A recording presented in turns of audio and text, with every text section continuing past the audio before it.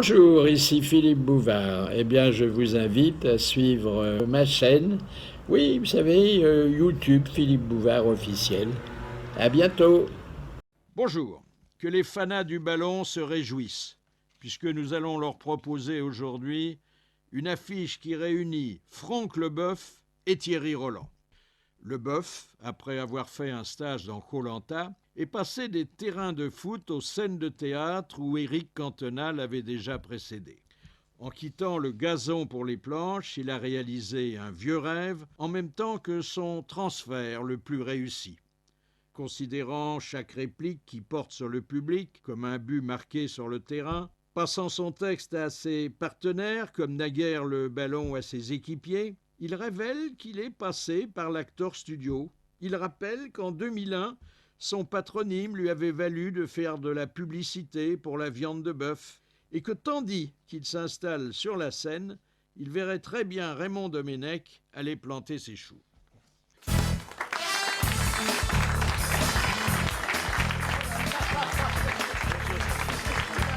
Ah, il est beau, hein. Il est beau et puis alors il est élégant, hein. Merci. Ah oui. Ah bah écoutez, moi je suis invité dans une grande émission, on m'a dit faut t'habiller quand même. Une vraie gravure de mode, hein. Oh, On dirait un Blues Brothers s'habille tout seul. oh, magnifique. Un petit chapeau là, ça le fait. Hein. Charlie Winston. Vous voulez pas le prêter à Jacques Maillot, votre joli petit Alors, chapeau Franck Leboeuf occupe la scène de l'actualité Regardez Philippe, ça fait pas à pareil. deux titres. Non, mais ça vous va pas mal le chapeau aussi, hein. Parce que là, avec la réverbération des projecteurs, c'est dur pour la vue. Oh. Alors, il est actuellement, mais il a déjà tourné la série dans koh et on le voit souffrir. Oui. Mais c'est quand même. C'est le but un peu. C'est le but. Hein. Ouais, c'est un peu maso, hein, d'ailleurs. Un tout petit peu, Oui. un tout petit peu. Mais on espère qu'on va trouver à manger, puis en fin de compte, non. Donc, Et puis, il est sur une scène de théâtre. Alors, est-ce pure coïncidence si Éric Cantona et vous montez sur scène la même année? complètement, complètement. Moi, je suis très. Je suis beaucoup la carrière d'Éric parce qu'il a joué en Angleterre et puis j'ai vu ses premiers balbutiements au cinéma il y a une dizaine d'années. Et puis moi, je l'ai trouvé extraordinaire dans L'Outre-Mangeur, qui était un film où il jouait un commissaire de police. Et je crois que c'est là qu'il a rencontré sa nouvelle femme. Et c'est vraiment quelqu'un que j'apprécie beaucoup par son caractère, sa personnalité. Ouais. Alors, il joue une pièce difficile dans un grand théâtre parisien avec comme partenaire Laurent Deutsch qui, de passage chez nous, ne nous avait pas caché l'admiration qu'il éprouvait pour ce nouveau comédien. Il est très puissant. C'est un bel acteur. Ah ouais, il a déjà un pédigré supérieur au mien. Quand on a travaillé avec des gens comme Jean Becker, comme Étienne Chatillès, comme Ken Loach, on a déjà un beau bagage. ouais. Alors c'est vrai qu'il n'a pas été à l'école, il a appris le métier sur le tard, vraiment. Mais il est très athlétique et comme tous les athlètes de haut niveau, il connaît hyper bien son corps et il travaille avec le corps. Donc pour moi qui suis plus quelqu'un qui travaille par anticipation avec la tête, c'est assez intéressant de le voir travailler lui en étant à l'écoute de son corps et en sentant les sensations venir de son corps. C'est Zidane qui travaille plus avec La tête, qu'avec le oui. corps. Ah oui. Alors, on peut dire d'ailleurs que si n'importe qui ou presque peut faire du cinéma, le théâtre, c'est plus ambitieux et plus difficile. Hein. Mais ça l'est, c'est une super école en tout cas. Quel rapport entre le théâtre et le foot?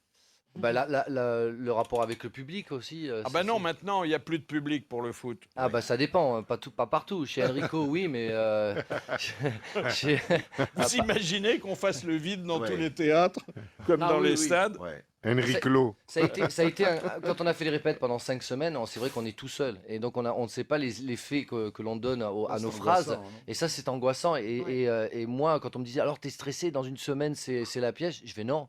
Moi, j'ai envie d'y être parce que j'en ai marre de faire rire pour personne, quoi.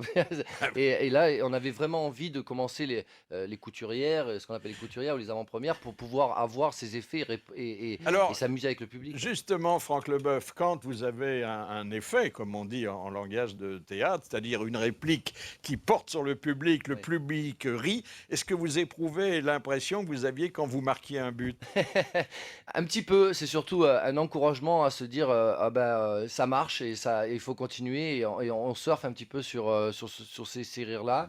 Et en fait, quand on n'attend pas une réaction du public, mais on la vit intensément et je dirais qu'on s'en sert pour pouvoir continuer et donner un peu plus de rythme. Et quand on passe son texte à un comédien qui est avec vous sur la scène, c'est comme quand on passe un ballon, hein, on se repasse. C'est exactement ça, c'est une connexion entre les gens et le football c'est pareil, c'est qu'il faut jouer tous en même temps, c'est comme une musique et sentir, il y a un rythme, il faut le suivre. Mais vous avez pris des cours avant? Comment Oui. ça s'est passé? Oui, je suis Alors, parti. à l'Actor Studio, hein, Oui, une branche d'Acteur Studio, on va pas s'enflammer non plus. Hein, Oui. Qu'est-ce que ça vous a appris, l'Actor Studio? Ah ben ça m'a complètement appris les bases du métier parce que faire ressortir ses émotions, servir des expériences de la vie pour pouvoir être vrai dans le choix que de ce qu'on veut apporter Mais alors, aux gens. c'est très intériorisé le jeu de l'Actor Studio, on n'en fait pas beaucoup, hein. C'est complètement, oui, en fin de compte, ce que vous ressentez, vous le montrez sur votre corps et votre visage. Et il n'y a pas besoin de forcer, mais il faut vraiment être vrai, il faut être vraiment dans le ton que vous voulez donner. Donc, c'est-à-dire que vous avez une peine, vous repensez à une grosse peine, un souvenir qui va être cruel, qui va vous donner Vous pensez à votre cachet, au producteur qui est en faillite. Au contrat raté, voilà. Au contrat C'est vrai raté, que- oui. Comment un sportif aussi droit et honnête que vous a-t-il pu être tenté par un rôle de brigand? Eh ben, c'est exactement parce que quand on fait du théâtre ou du cinéma, on a la chance de jouer des rôles qui ne correspondent pas à votre caractère. C'est cette beauté-là. Donc voilà, moi c'est vrai que dans ma vie, j'essaie d'être honnête et gentil avec les gens et c'est complètement un rôle de composition. c'est n'importe. Moi, je me suis jamais retrouvé avec un pistolet. J'avais jamais tenu un pistolet de ma vie. La mise en scène, c'est pas Raymond Domenech qui l'a fait, j'espère. Non. Qui s'intéresse beaucoup au théâtre, d'ailleurs, qui aimait beaucoup le théâtre, je crois. Il a joué dans une pièce. Oui, c'est un fou de théâtre. Ouais, il va y retourner, direct. Tous des vedettes. Il va retourner, c'est-à-dire qu'il va être libre, hein? Oui, c'est ça. Oui. C'est ça, au mois de juin, il attend des propositions. Ça n'a pas l'air de vous attrister. Pas du tout, pas du tout. Pas du tout. Très apprécié. À ce point-là, Ouais, non, mais c'est pas. Je veux pas attaquer l'homme parce que l'homme je le connais pas, non, mais c'est ce qu'il a fait avec l'équipe de France que je critique un petit peu parce qu'on en est à 6 ans où il a chaperonné cette équipe et en fait compte on s'aperçoit qu'on est toujours en train de faire des essais et que l'équipe de France elle n'a pas beaucoup de chances de possibilités. Au rugby, on fait des essais. Mais Voilà, pas- mais là. Et on les marque. Oui, quelquefois. Mais lui, voilà, il tatillonne, il balbutie et puis on n'arrive à rien. Et c'est vrai que je donne pas beaucoup de chance à l'équipe de France en Coupe du Monde, même si je l'espère parce que. Mais vous auriez fait un bon entraîneur, non? Non, moi, ça m'intéresse pas. Oui. Ça m'intéresse pas parce qu'il y a aucun crédit sur les entraîneurs. C'est des poupées. Même avec Estelle Denis en prime. Même Estelle, j'ai travaillé avec elle quand j'ai travaillé un peu avec M6, mais non, c'est la femme de Raymond. Il n'y a pas de problème. Parler de crédit, il a un gros crédit, Domenech. J'ai vu ce qu'il touchait, c'est pas mal. Hein. Ah, ouais, ça c'est compte bancaire. Je les ai pas eu en détail, mais. Et en plus, je crois qu'il c'est comme Henri, il touche de la main à la main. Hein. Ah oui.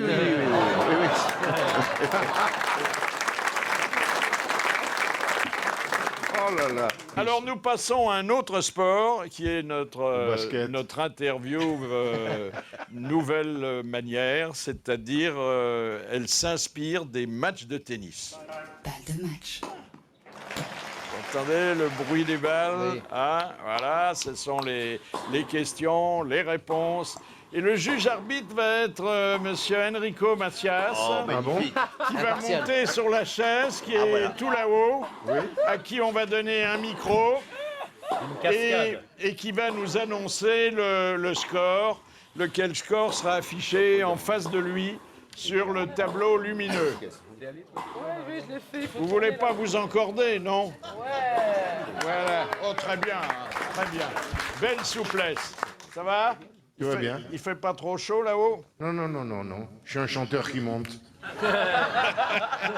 Alors, Franck Leboeuf, qu'est-ce qui vous a fait le plus souffrir durant Koh-Lanta? La faim ou les cochonneries qu'on vous donnait à manger? Ah non, la faim, on ne donnait rien à manger. Il n'y a rien à manger sur cette île. Attendez, il n'y a rien à manger ou il y a des choses qu'on n'a pas envie de manger? Ah, il y a des choses qu'on n'a pas envie de manger. C'est vrai qu'à un moment donné, on avait attrapé un crabe et un crabe cru, c'est pas terrible. Hein. Donc j'ai même pas voulu. J'ai dit non. Il y avait pire que le crabe, hein?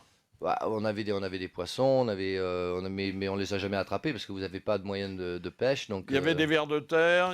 oui, il y a eu des serpents, voilà, mais il y a souvent des espèces protégées aussi, petits requins, serpents, quoi, les crayons rayés, ce qu'on Combien de appelle. kilos vous avez perdu? 3 à peu près, 3-4, ouais.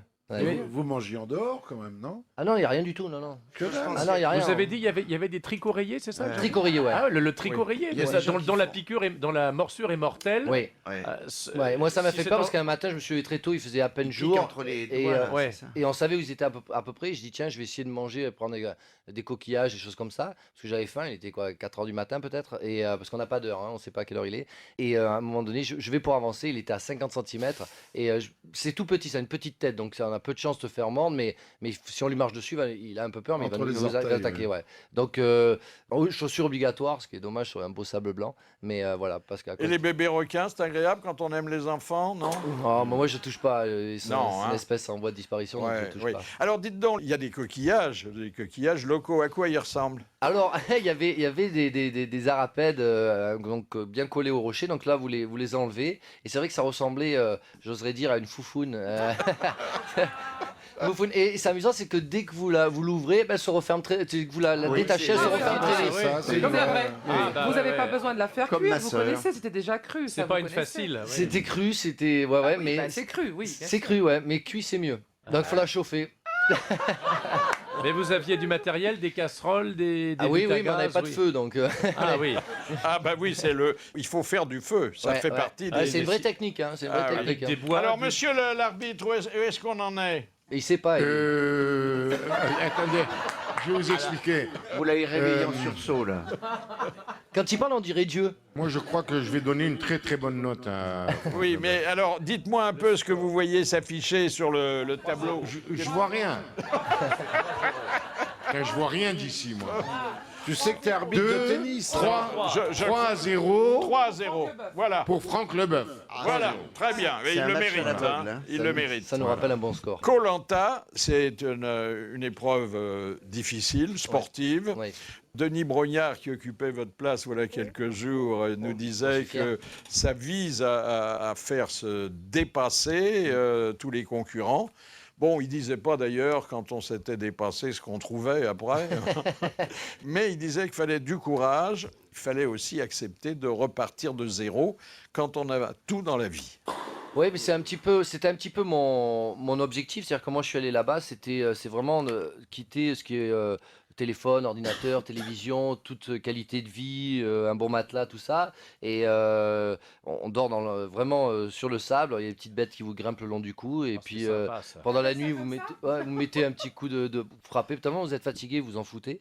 Et puis après, c'est vrai que la nourriture, c'est vraiment, on est au début de la vie, de notre ère, quoi. Il n'y a rien, il n'y a vraiment rien. On a peur de goûter un coquillage qu'on ne sait pas ce que c'est, et puis on se dit, tiens, on va tomber malade, donc on ne le fait pas. Est-ce Et, qu'on comprend tous ces gens sur la planète qui n'arrivent pas à manger et qui deviennent violents et qui se révoltent, justement? Je crois qu'on n'arrivera jamais à ce niveau-là parce qu'on sait que c'est un jeu et qu'on ne va pas mourir. Je pense Oui, qu'on mais va on pas nous devient- laisser mourir, mais c'est vrai qu'on comprend ce qu'à un moment donné, il peut y avoir une révolte chez les gens parce que la faim vous tiraille et que vous ayez envie de vous en sortir par n'importe quel moyen. Est-ce que vous participerez encore à ce genre d'émission?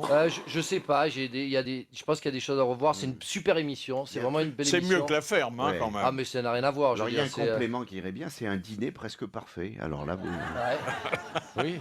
Moi j'ai pensé, vous avez un grand animateur à RTL qui est Bichente Lizarazu. Il m'a dit, moi je fais Koh-Lanta, mais alors c'est côte de bœuf tous les jours, avec sel de Guérande, tout ça, une bonne bouteille de Bordeaux. Et on fait les jeux, il dit on fait les jeux. Je dis, ouais, mais bon, ça marche pas comme ça. Vous avez essayé de faire du feu? On a essayé et on n'est pas arrivé parce que en même temps, on avait trouvé du bambou et c'est un très bon, ça marche très très bien. Le problème c'est qu'il faut le faire nettoyer à l'eau Claire. douce pour enlever tout le sel, parce que le sel c'est un mauvais conducteur au niveau du feu. Et ça on le savait pas. Ça n'a pas marché. Faut tirer sur le bambou, hein, pour que... Alors là, je peux vous dire, si vous parlez art, alors la libido, Alors rien Rien. du tout.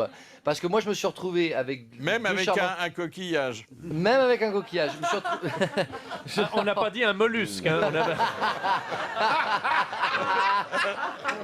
Même celui Non, qui mais on n'y ressemble pense à la- pas, on n'y pense pas. Non, vous y pensez pas, parce que moi, j'ai dormi avec... J'avais deux superbes, magnifiques jeunes filles qui étaient... La qui m'entouraient. boxeuse, non? La boxeuse et la Oh. judokate. Elle se collait parce qu'on avait très froid la nuit. Ah, c'est sympa, Elle m'appelait le radiateur, ce qui a fait Ah. beaucoup plaisir à mon père qui nous regarde tout en haut parce que il était dans le chauffage et la climatisation. La bouillotte humaine. Ouais, j'étais la bouillotte humaine. Alors, elle se collait contre moi et rien, Rien. Ah oui. rien. Vous étiez alors pas, vous aviez des bêtes qui vous machinaient dans le cou. Moi, tout non, ça, j'avais envie de dormir, j'avais faim, Ah quoi. oui, Donc, c'est- voilà. Vous avez revérifié depuis parce que ça se trouve c'est rédhibitoire. hein. Je vous, non, je Il vous faut peut-être rassure. il faut peut-être Elle s'est dessaler le bambou. réveillée. Monsieur Comme quoi, là. l'arbitre, Oui, eh bien, le score a évolué drôlement. 7-0 pour Franck Leboeuf. 7-0. ah mais il le mérite, hein. Il devrait même marquer 2 points à chaque fois, hein. C'est Ah gentil. oui, oui, oui. Moi, je voudrais féliciter personnellement Franck Leboeuf, qui a été un très grand footballeur Merci. et qui est champion du monde. Il n'y en a plus eu depuis. Et je voudrais le féliciter pour sa reconversion et cette façon de vouloir se battre dans la vie, malgré les lauriers qu'il a eus. Il ne s'est pas endormi dessus. Non. Et je te félicite. Merci Enrico. Merci. Merci beaucoup. Est-ce à votre patronyme que vous devez d'avoir fait en 2001 de la publicité pour la viande de bœuf? Entre autres, oui, c'était une revanche contre mon nom. J'ai voulu changer de nom quand j'avais 16-17 ans et mon père m'a mis une rouste. J'ai dit non, papa, c'est pas possible ce nom. Et en fin de compte, avec mon grand frère, on voulait changer et il nous a convaincus de manière assez forte de ne pas le faire. Et donc, et puis en fin de compte, c'est vrai que quand on l'a entendu, on s'en rappelle. Mais bon, je l'ai fait aussi parce que pour des questions, on va pas être lâche et Oui, hypocrite, des bah questions oui. financières. Rouste, vous venez de quel coin? Rouste, Moi, c'est- je suis né à Marseille, ouais. Et voilà, Ouais. une rouste. Une rouste. Et c'est des Mais plats de- mes parents sont champenois, donc. Ah oui, bien sûr. Moi, quand je J'ai fais un élevé- bœuf, j'ai été élevé c'est un au- petit peu j'ai été plus élevé chaud, au champagne tous les dimanches. C'est Et pour la ça que ça bouillabaisse, pétille, alors, hein. ça, C'est c'est- pour ça. Ouais, D'ailleurs, Moi, quand je fais un bœuf avec mes copains musiciens, je pense à Franck. ouais, toujours, Ouais. toujours. Il y a Tape des- le On bœuf. fait le bœuf. Ouais. C'est un nom qui est difficile à porter quand on est gosse, hein, le bœuf. Ah oui, c'est c'est vraiment très dur parce que c'est vrai. Surtout à Noël, au moment de la crèche. Hein. Voilà. Là. Bah, surtout quand je rencontre Francis Lalanne, voilà, donc on y a droit, on y a droit, Ouais. Et on y a droit tout le temps. Et comme riz, vous prenez du taureau ailé, non? Non, oui, tout à fait, tout à fait. Non, non, mais il y avait, c'était quand il y avait un jour, j'ai fait un repas avec Christian Carambeu et Fabrice Santoro, donc vous savez. Et on disait, vous savez qu'il y a plus de... Parce qu'on disait il y a un terrain de tennis est plus grand qu'un terrain de football. Moi je dis non, mais si, parce que sur un terrain de football, vous mettez Leboeuf et Carambeu, alors que sur un terrain de tennis, il y a Santoro. Voilà, et bien c'est un brillant match que vient de gagner Franck Leboeuf. Hein. Ah, c'est Alors une maintenant, c'est après vraiment la cette rousse. dernière réponse, alors là, il pulvérise le score 10-0. Merci, monsieur l'arbitre. Vous pouvez regagner le niveau du sol.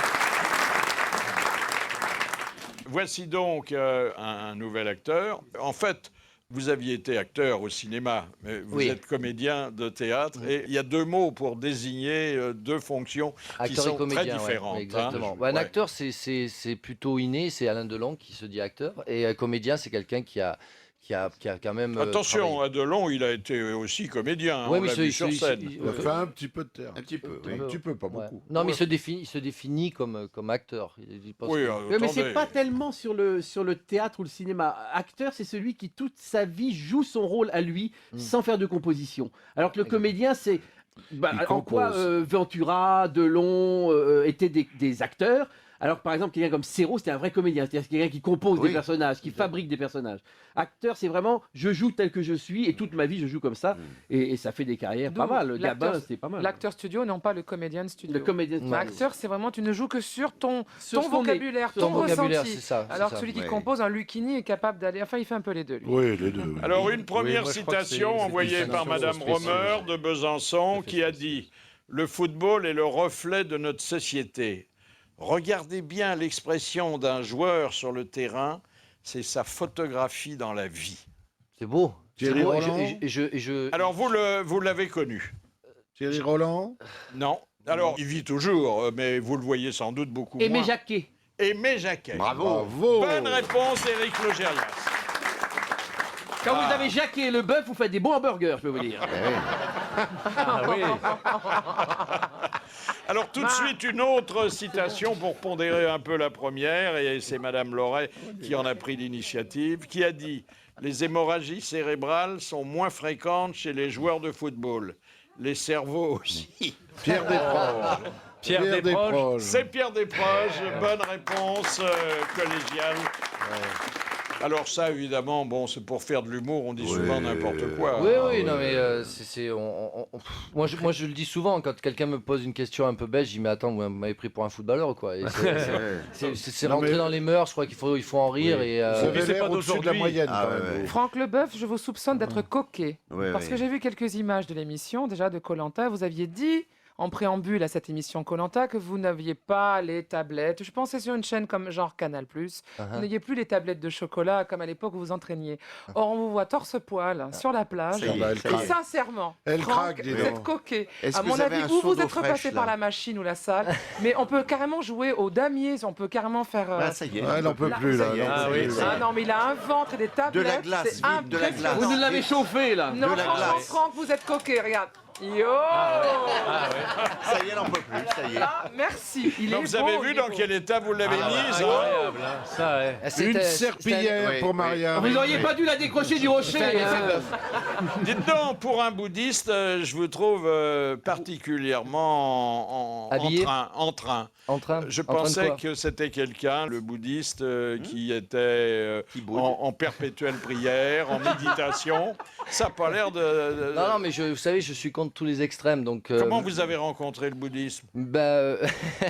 J'étais à Los Angeles et un ami m'a invité à une lecture du Dalai Lama, et donc je suis allé à Pasadena et j'ai écouté au milieu de 2000 personnes, et pour moi ça a été une révélation. Marianne. Mais je veux pas en faire, parce que j'ai vu des Regarde articles, Marianne. le bouddhisme m'a sauvé. Non, je me suis servi du bouddhisme pour trouver quelque chose dans ma vie, et ça m'a servi parce que je médite et tout ça, mais je vis pas avec les toges marron et orange, et je suis rasé, mais Vous ça avez le c'était crâne, bien vous avant. avez déjà le crâne. Mais voilà, mais je ne supporte pas les extrêmes dans n'importe quel ordre de vie, que ce soit religieux, politique ou même dans la musique. Quand on me pose la question, quel genre de musique tu aimes? Toutes les musiques, celles qui me font vibrer. Ça peut être du classique, ça peut être du Enrico Macias, ça peut être n'importe quoi. Ça peut aller jusqu'à Lady Gaga si on veut, mais je ne suis pas forgé et formaté pour aimer qu'un genre de choses. Non. Vous avez souhaité avoir au bout du fil quelqu'un que nous avons reçu comme invité d'honneur, qui a été brillantissime et qui d'ailleurs a rejoint de façon permanente aujourd'hui notre station. C'est Bixante Lizarazu. Bonjour Bixante. Bonjour Philippe. Dites donc, on reforme le tandem là, hein? Ouais, exactement. Salut Franck. Salut Biche, ça va? Ouais, ça va, je t'écoutais. Oh, tu m'écoutais, ça va, j'ai pas trop dit de bêtises? Je suis un peu sur la musique, ouais, un peu. Ouais, c'est mon garant de ma façon de penser, parce qu'il me dit quelquefois, il me dit, arrête, tu dis n'importe quoi, tu t'enflammes et tout ça, donc il me fait mes... Après on fait un débriefing après. Non, mais en fait c'est pas ça, c'est qu'il y a... Franck, je le connais personnellement, intimement, c'est quelqu'un de généreux, d'adorable, de profond, et c'est vrai que dans le foot, il avait parfois une image un peu décalée qui correspondait pas à ce qu'il était. Un peu, on disait un petit peu bling-bling. On en avait parlé d'ailleurs dans le club Isa, et c'est vrai que moi j'essaye de faire découvrir le Franck Leboeuf que j'aime beaucoup. Il a été bling-bling, hein? Non. Il a été un petit peu, ouais. Il a été quand il était footballeur, il faut dire la vérité. Il a encore aujourd'hui une collection de montres qui dépasse celle de Julien Drey, hein? Ah non, je pense que... Non, regardez, j'ai pas de montre. Oui, mais combien il y en a chez vous des montres? Pas mal, mais... Combien de temps pour les mettre à l'heure d'été? Elles se mettent automatiquement. Est-ce que vous vous souvenez des vacances prises ensemble? Ah oui, très bien, ouais, très bien. Ouais. Bichette, c'est un fou. C'est un fou, c'est simplement un fou. Moi, je le regarde. Il m'a fait un truc, c'est en été en Corse. Et bien sûr, lui, venant du Pays Basque, il lui faut des vagues de 3 mètres. Donc en Corse, c'était plutôt calme. Et un jour, on avait loué un petit bateau, un Zodiac. Et j'ai dit, viens, on va faire un Zodiac, 5 mètres. Mais oui, on se la pète pas. On se la pète pas, on se la pète pas. Les vagues en Corse, elles se lèvent à 4 heures. Voilà, donc on allait chercher de l'essence. J'y viens, on va chercher, on va sur le port de Bonifacio chercher de l'essence et on revient. Et la mer était calme. Et je le voyais qui commençait à bouillir. Et d'un seul coup, il voit un bateau de croisière, mais un truc énorme qui rentrait sur le continent, comme ils disent. Et il voit une vague derrière. Et il me dit, regarde, une déferlante. Et là, il accélère, moteur à fond, et sur la vague. Je dis, mais t'es fou, on va exploser. Et là, j'ai vu les yeux écarquillés d'un mec qui allait prendre son pied, mais énorme. Et là, le bateau a décollé. Donc moi, je suis allé chez l'ostéopathe le lendemain. On a pété 2 fauteuils, on a perdu toutes les serviettes, mais il était content. Et j'ai dit, toi, t'es un grand malade. Ils se sont trompés dans Koh-Lanta. Franck, c'est un aventurier des palaces. Moi, ils auraient dû me prendre. Le seul problème, c'est qu'ils leur donnent pas à bouffer. Moi, si on me donne pas à bouffer, je tue tout le monde. Donc, c'était pas la peine. Moi, j'ai dit, on m'a posé la question de savoir qui allait gagner si on fait l'équipe de France 98, comment ça allait se passer, qui allait gagner. Alors, j'ai dit, Bichette va gagner, c'est obligatoire parce que c'est l'homme fort, la nature, il la connaît, il nous ferait le feu. J'ai dit, Dugarry, il viendrait pas, ça n'intéresserait pas. De Sailly serait comme moi, il serait bidon. Et Zidane, lui, on le mettrait sur une chaise longue et tout le monde lui apporterait à bouffer.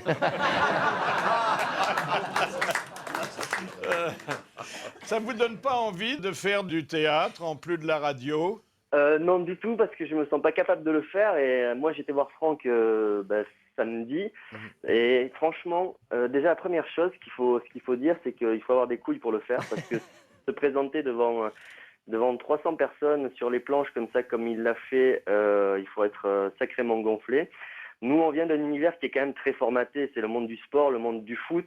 On est rentré dans des centres de formation à l'âge de 14 ans. On a été conditionné à ça. Et de se lancer dans une deuxième vie, dans un truc qui n'a rien à voir, très sincèrement, grand coup de chapeau pour Franck. En plus, je le trouve totalement crédible dans son rôle.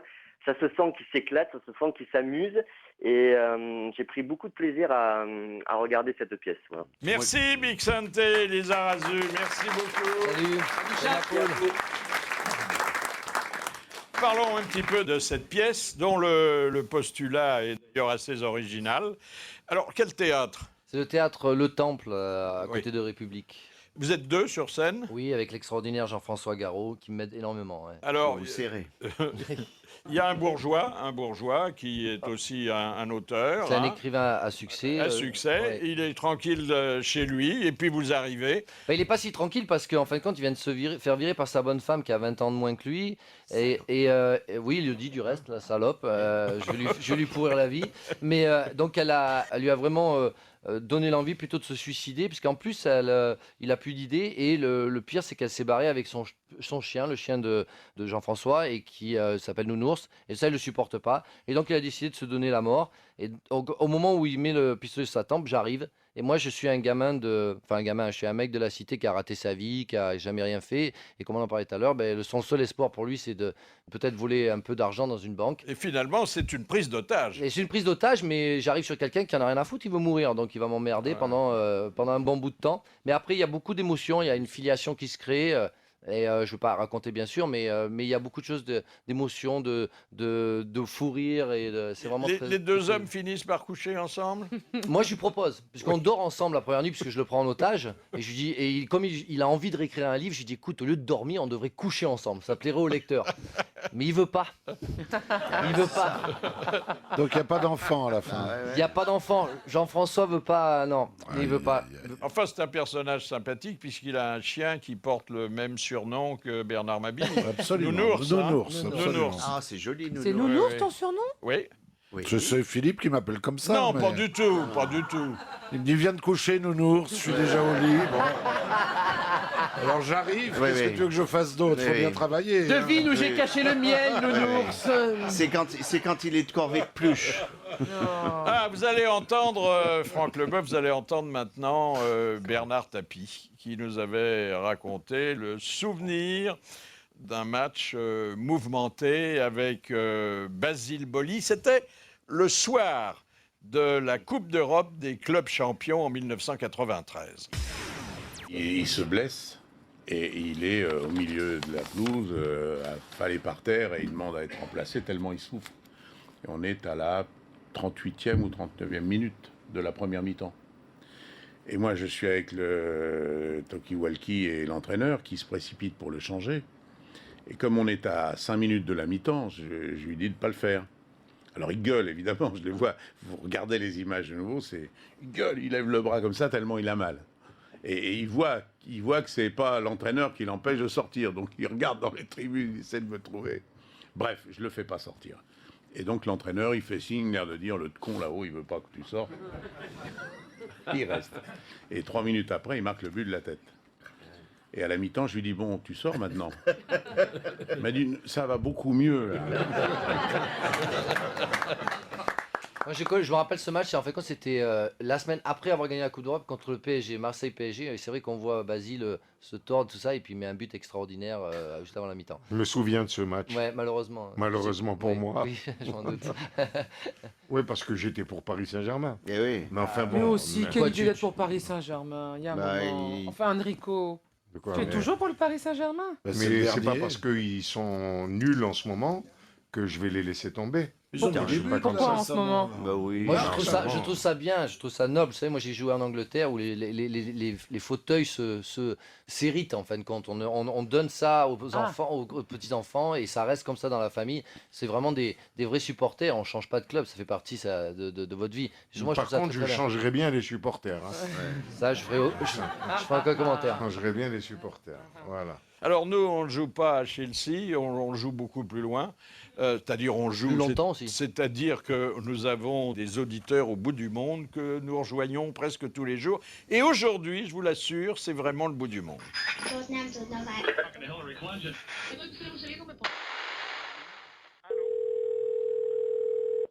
Allô? Oui, allô? Allô, Eric Vieux de Morzadec? C'est tout à fait ça. Bonjour, Et monsieur. donc, qu'est-ce que c'est beau comme nom, ça, Vieux de Morzadec? Ah, c'est un nom breton. Vous l'aviez déjà étant jeune, ce nom-là? Oui, même étant jeune. Et mon parrain s'appelait le jeune. Ah oui, Voyez. dites donc. Je vais vous appeler Eric parce qu'on n'a pas beaucoup de temps. C'est vraiment le bout du monde, hein? Tout à fait. C'est un petit peu le bout du monde et je suis au milieu de nulle part. C'est-à-dire que je suis en plein dans le désert omanais. Voilà. Comment? Le sultanat d'Oman. Omanais. Le sultanat d'Oman. Voilà. Ah oui. Parce que l'Oman, c'est dans la Sarthe, non? Non, il n'y a pas trop de rillettes ici. Vous voyez ce que je veux dire. Comment ça se passe la vie là-bas pour un occidental? Eh bien, la vie là-bas n'est pas toujours très facile. Je suis tout seul au milieu du désert, enfin sur des plateformes pétrolières, vous voyez. Et qu'est-ce que vous foutez là-bas? Eh bien, je m'occupe de toute la maintenance des bases vie, si vous voulez. S'occupe du téléphone. Ah oui. Voilà. Mais il n'a pas commencé encore. On vous entend mal, on a les Portugaises ensablées là. Hein. Sortez de la dune. Voilà, non, mais il n'y a pas trop de dunes ici. C'est surtout des cailloux, du rocaille, de la rocaille, etc. Il fait chaud? Il y a des Il scorpions. fait actuellement, il doit faire 45 à l'ombre. Il fait pas chaud du tout dans Des le sultanat scorpions, d'Oman. il y a des scorpions. Il y a des scorpions, on a des petites bêtes charmantes comme des serpents, des cobras, etc. Voilà. Ah oui, comme dans le c'est métier. sympa, oui, Donc, comme c'est chez quand nous. même curieux dans cet environnement totalement décalé de continuer à écouter une émission comme Les Grosses Têtes. Ah bah écoutez, moi je l'écoute tous les jours, en décalé bien entendu. Dès que je peux, et j'avoue que c'est un contact privilégié avec la France, qui manque quand même quand on est un peu loin. Voilà, bah le écoutez, désert, on est heureux de vous avoir entendu, heureux de savoir que vous souffrez pas trop parce que bon, il fait chaud, parce que surtout quand on est né à Versailles, hein, c'est pas exactement le cadre où on a grandi, hein. Tout à fait, mais c'est des paysans, mais vous savez, hein, c'est quand même un site, je dois dire que le sultanat d'Oman est un pays tout à fait agréable, les gens sont très, très accueillants et très ouverts. On vous entend mieux. Vous êtes monté sur un chameau? Non. Non, il est arrivé du côté de Clichy. Merci Eric, merci et bravo. Philippe, moi j'ai vécu au Qatar et donc je suis allé à Oman et c'est extraordinaire. J'ai vu un jour à peu près 250 dauphins pêcher le thon. Je suis parti au large d'Oman et c'était extraordinaire. C'était un coin magnifique. Oman, c'est magnifique. C'est vraiment. Pêcher le thon rouge? Alors, je sais pas ce qu'ils pêchaient, mais Interdit. alors, ouais, mais c'était des dauphins qui pêchaient. C'est des c'était- canailles, les dauphins. C'est pas des gentils en fin de compte. Ah non, Ils sont non. super Mais puissants c'était et c'est des impressionnant. redoutables Ah, chasseurs. T'aimes pas de ce qui est voir super comment- puissant, toi Ouais, tu nous as dit qu'il fallait que ça soit très dur et super Bah oui, et puissant. super puissant. Tu nous as dit ça tout à Moi, l'heure. j'ai que- moi, j'ai Tu dit nous ça. as dit ça dans Eh oui. une Et émission au moins récente, 25 ouais. cm. Moi, j'ai dit ça, moi. Bah oui, tous les jours tu Tu le peux dis. pas aimer les Philippe, dauphins, on ils a aiment le pas temps de les raconter thons. une histoire, là? Oui, bien sûr. Parce que comme il a été à koh c'est l'histoire d'un Marseillais, comme il a joué aussi à l'OM. C'est l'histoire d'un Marseillais qui joue un jeu télévisé, il gagne un voyage en Nouvelle-Calédonie. Alors, il est dans l'avion comme ça, et puis au milieu du voyage, l'avion se crache dans une île déserte. Seul survivant, c'est le Marseillais. Tout le monde meurt. Tout le monde. Et lui, survivant. Mais il est tout seul abandonné sur cette île déserte. Il ne sait plus quoi faire. Il n'y a rien, ni à manger, ni à boire, pas de femme, rien du tout. Comment je vais faire? Mais comment je vais faire? Mais qu'est-ce que c'est que cette calamité qui m'arrive? C'est pas croyable. Et au bout d'une semaine, il y a un bateau qui arrive au loin, comme ça. Il fait des signes, il fait du feu et tout, et finalement, on le remarque. On lui envoie une petite vedette, et on le rapatrie sur le bateau. Oh là là, moi qui ne croyais pas en Dieu, vous êtes mes bons dieux. Hein. Merci beaucoup, hein. Merci. Hein. Rentrez. Ils lui mettent une couverture parce qu'il est froid d'émotion, il a froid et tout. Ils lui disent, maintenant, calmez-vous, vous êtes sauvés, asseyez-vous. Qu'est-ce que vous voulez? Un petit apéritif? Vous voulez un pastis? Un pastis comme à Marseille? Mais c'est extraordinaire. Merci, j'oublierai jamais. C'est le plus beau jour de ma vie. Merci. Alors, il prend son pastis. Et puis maintenant, qu'est-ce que vous voulez comme plat? Est-ce qu'une bouillabaisse vous ferait plaisir? Alors, une bouillabaisse, alors là, c'est trop. Là, je suis mieux qu'à Marseille. Tiens, je reste avec vous. Je meurs ici. Hein. Une bouillabaisse? Oh là là, c'est extraordinaire. Il lui apporte une bouillabaisse. Il finit.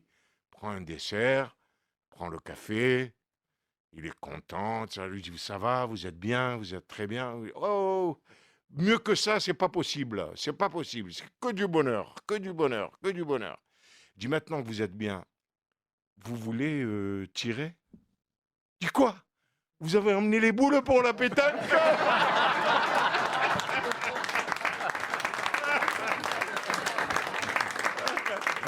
Tenez, on avait eu à votre place Juste Fontaine, qui s'était révélé un extraordinaire conteur d'histoires. Il en avait même alors une provision incroyable. Le premier Américain qui est arrivé sur la Lune, il a fait un discours je suis heureux d'être le premier homme à arriver sur la Lune, je suis heureux pour l'Amérique, l'homme et l'humanité. Et il a ajouté, je souhaite bonne soirée à M. Schmitt. Alors la CIA, le FBI, tout ça, dit qu'est-ce que c'est cette fin de discours là? Il le questionne et il veut rien savoir, il répond pas.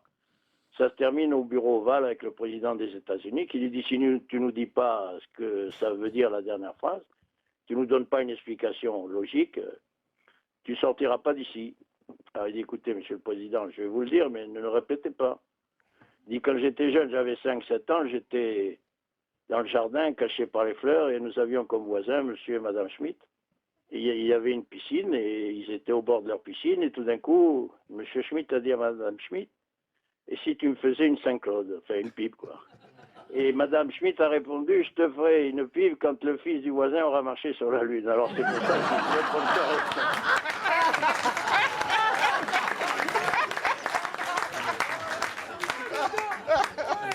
Philippe, parce que moi aussi, je demande quand même oui, si j'ai le bien temps de sûr. vous en raconter. Moi, c'est l'histoire vraie. Et comme on avait dit qu'on avait le droit de se foutre de la gueule des footballeurs, ben, on va y aller. Donc, c'est un joueur, donc je vais taire le nom parce que j'ai du respect pour lui. Là, et il reçoit sa feuille d'imposition et il s'aperçoit qu'il paye, alors qu'il a déclaré la même somme que l'année d'avant, il paye plus d'impôts cette année-là. Donc, il file aux impôts et il dit attendez, avec ces deux feuilles d'imposition, j'ai déclaré pareil que l'année d'avant et je me retrouve à payer plus, comment ça se fait? Et il dit écoutez monsieur, c'est normal, on a rehaussé le plafond de la sécu, donc voilà, c'est pour ça que vous payez plus. Il regarde la femme, il lui fait et alors? C'est moi qui vais payer les travaux maintenant? Non, c'est pas une histoire et vraie. c'est une histoire vraie. Question de Monsieur Lucas. Où furent établies les premières règles obligatoires du football? C'était en 1846. C'est à Londres. C'est en Angleterre. En Moi, je dirais Oxford ou Cambridge. Alors non, c'est un nom qui n'est pas prédestiné pour le football. Ah, rugby.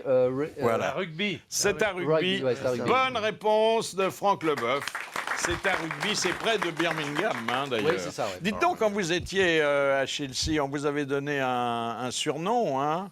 Ouais, bah, il y en avait plus, il y avait Lovely Boy. Ah, c'est pas mal, Lovely Boy, hein? Ouais. Et The Beef.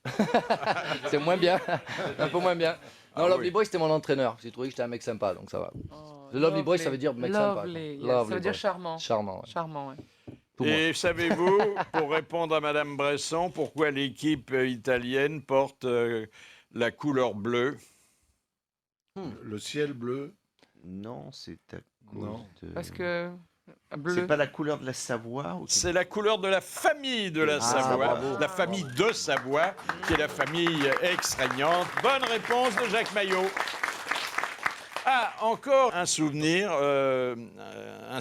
de Frédéric Thiriez, président de la Ligue de football professionnel. Il avait expliqué, ce qui s'est confirmé et amplifié par la suite, la singularité des supporters de certains clubs. Bon, la valse des entraîneurs, la valse des présidents aussi. Vous savez qu'on parle beaucoup de la valse des entraîneurs, mais il y a aussi la valse des présidents, hein, de plus en plus. Et d'ailleurs, ça entraîne un phénomène assez curieux chez les supporters, qui explique peut-être certains mouvements aujourd'hui chez les supporters que je sens, moi, monter. C'est-à-dire que on voit les joueurs tourner beaucoup, quitter leur club, aller dans d'autres clubs. On voit les entraîneurs quitter leur club, aller dans d'autres clubs. On voit les présidents valser. Et beaucoup de supporters se disent, mais après tout, le club, c'est nous. C'est nous le seul élément permanent.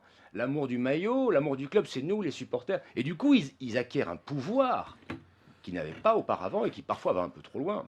Vous partagez cette façon de voir? Oui, ça explique un peu. Hein. Mais c'est vrai que les clubs appartiennent un peu, en tout cas au niveau du cœur, ils doivent appartenir aux supporters. Appartenir aux supporters, c'est ce qui arrive en Angleterre. Et ce que j'expliquais tout à l'heure, c'est que les clubs, les supporters suivent ça de génération en génération. Maintenant, donner le pouvoir aux supporters dans la gestion d'un club, non, c'est pas possible. Je veux dire, Surtout pour la violence, je suis désolé. Non, mais surtout le problème de la violence, il est très simple. Vous allez en Angleterre, où il y a eu quand même les pires, il y a eu les pires hooligans dont on peut parler. Il y a eu des morts. Moi, je jouais pas un club qui s'appelait Chelsea. Ils se rencontraient sur Trafalgar Square et se mettaient minables. Il y a eu un mort, Chelsea dans les années 70, Chelsea-Leeds. Ils se rencontraient après les matchs. Mais là, il faut juste aller voir la police de Londres, aller voir comment ça fonctionne, et je peux vous dire qu'en un mois, c'est réglé. C'est-à-dire que quand on vous enlève 3 mois... Il y a 3 non, même pas, on y va maintenant, et on enlève 3 mois de salaire, on met en prison pendant 1 mois, c'est ce qui se passe, hein, et vous êtes interdit de stade, c'est-à-dire qu'avant les matchs, vous devez aller pointer au commissariat qui est de l'autre côté de la ville, et vous allez pointer à 10 minutes après le match, à la mi-temps, et 10 minutes avant la fin du match. Ah oui. Et c'est obligatoire. Je peux vous dire qu'il n'y a plus d'hooligans. Hein. Tu regardes le match avec les flics alors finalement? Le mec qui regarde le match au commissariat, c'est aussi bien. Mais au moins il n'emmerde personne. Et moi je trouve que pour moi c'est de l'hypocrisie totale ce qu'on voit. Et c'est vrai qu'il nous faudra encore un mort, parce qu'il y en a eu un chez les supporters parisiens. Et moi je ne comprends pas ça, parce que ça devrait être arrêté depuis des années. Donc je ne sais pas qui ça arrange, mais c'est pas possible de continuer. Alors le comme comble, d'habitude les hooligans c'était contre les supporters de l'autre équipe, de l'équipe adverse. Là, c'est des supporters entre eux du même club de PSG qui se sont battus et qui ont tué quelqu'un. Alors c'est dramatique. Non, vraiment, moi je condamne totalement ça et ils sont en train de tuer le football. Mais moi je condamne les autorités toujours. Hein, je veux dire, c'est ça le problème. C'est pas la faute des autorités aussi. Hein, non, mais après l'individu est responsable. Mais je pense que si on veut régler le problème de la violence dans le sport et surtout dans le football, et surtout avec l'exemple de l'Angleterre où il y a même plus de grillage. Tolérance zéro. Tolérance zéro. Parce qu'on est incapable de gérer ces gens-là. Ces gens-là ne viennent au stade, même pas pour le football, ils viennent pour la violence, pour se battre. Donc... Ce sont les mêmes qu'on retrouve dans certaines manifestations. Oui, hein. complètement, complètement. Oui, complètement. Donc on l'a réglé en Angleterre. On le voit où ces gens-là vont à l'étranger. Ces hooligans anglais, ils existent toujours. Ils sont toujours là, hein, dans la société.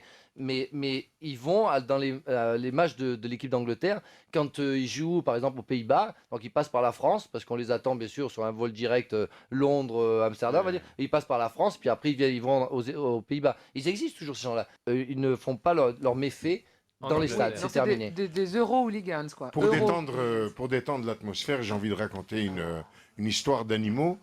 Les animaux, les hooligans. Mais qui va faire plaisir à Franck Leboeuf et à Philippe et à tout le monde, quoi. Et tous les auditeurs de RTL, des grosses têtes et tout ça. Ça fait du monde, hein. Ouais, c'est un âne qui drague une ânesse. Et il n'arrive pas à la séduire. Finalement, il y arrive petit à petit, il va chez le coiffeur et tout. Il arrive à la draguer et il l'invite chez lui à la maison. Alors, il a un superbe appartement. Oh là, j'ai eu peur. Alors, elle arrive, l'ânesse. Elle voit l'appartement, elle dit « Qu'est-ce que c'est beau !» Je vais vous faire visiter la chambre et tout. Non, non, pas maintenant, pas maintenant. On va aller dans le salon, sur le canapé. On va d'abord boire un verre ensemble. Et on va d'abord bavarder. Et puis après, si vous voulez me faire visiter l'appartement, avec plaisir. Alors, ils sont assis sur le canapé. Ils boivent un verre, ils discutent. Et puis, elle se retourne et elle voit un magnifique tableau qui représente un zèbre. Alors elle dit, mais qu'est-ce qu'il est beau ce zèbre! Et l'âne lui dit, c'est pas un zèbre, c'est mon cousin. Il joue à la Juventus de Turin. Elle est très jolie. Je ne la voyais pas arriver. Elle est surréaliste. Ah, c'est gentil pour les Italiens qui ne sont que des ânes. C'est joli, ça. Le coup de sang de l'invité d'honneur. Je suis arrivé il y a pas longtemps des États-Unis, donc j'arrive en France et puis je me dis que rien n'a beaucoup changé, que les footballeurs sont toujours autant critiqués et que ce qu'ils gagnent dérange énormément. Puis alors quand j'entends notre cher président de la République y mettre un petit peu plus de vigueur là-dedans, je me dis on est tombé sur la tête là. C'est vraiment, ça va pas du tout, quoi. Je regarde d'autres problèmes à régler en France que de savoir si les salaires des joueurs de football sont exagérés. Oui, je m'insurge contre ça parce que, comme j'expliquais tout à l'heure, la carrière d'un footballeur, elle se fait sur, on va dire, 5-6 ans. C'est la moyenne des carrières. Donc, c'est vrai qu'on fait un métier qui peut rapporter énormément d'argent. C'est une carrière élitiste, donc c'est pas dû à tout le monde. Tout le monde croit que parce qu'il a tapé dans un ballon qu'il peut jouer au football. Il y a des sacrifices à faire. C'est vrai que c'est énormément d'argent pour certains joueurs. Il ne faut pas confondre salaire et transfert. Savoir que sur un transfert, quand on entend parler de transfert de 70 millions d'euros, le joueur ne touche rien. Qu'est-ce que le joueur touche son salaire. Sur un transfert? Rien du tout, en principe. Rien du tout. À moins qu'il ait marqué sur son contrat auparavant qu'il ait touché un pourcentage. Mais d'habitude, ça ne va que d'un club à un autre. Donc on entend 70-80 millions d'euros. Il n'y a rien pour le joueur. Moi, ça va d'un club à un autre. J'ai été transféré à Orly l'autre jour d'un avion à un autre. Oui, tu n'as rien touché. Ben moi, c'était pareil. Même pas l'hôtesse? T'as pas touché l'hôtesse? On devait être dans le même avion. Donc c'est un peu ça. Et quand j'entends les salaires exorbitants des footballeurs, il y a un risque, savoir qu'il y a très peu d'assurance. Il y a peut-être une ou deux assurances en France qui prend en compte les blessures des joueurs s'ils sont blessés, puisqu'à partir de 2 mois, on n'est plus payé.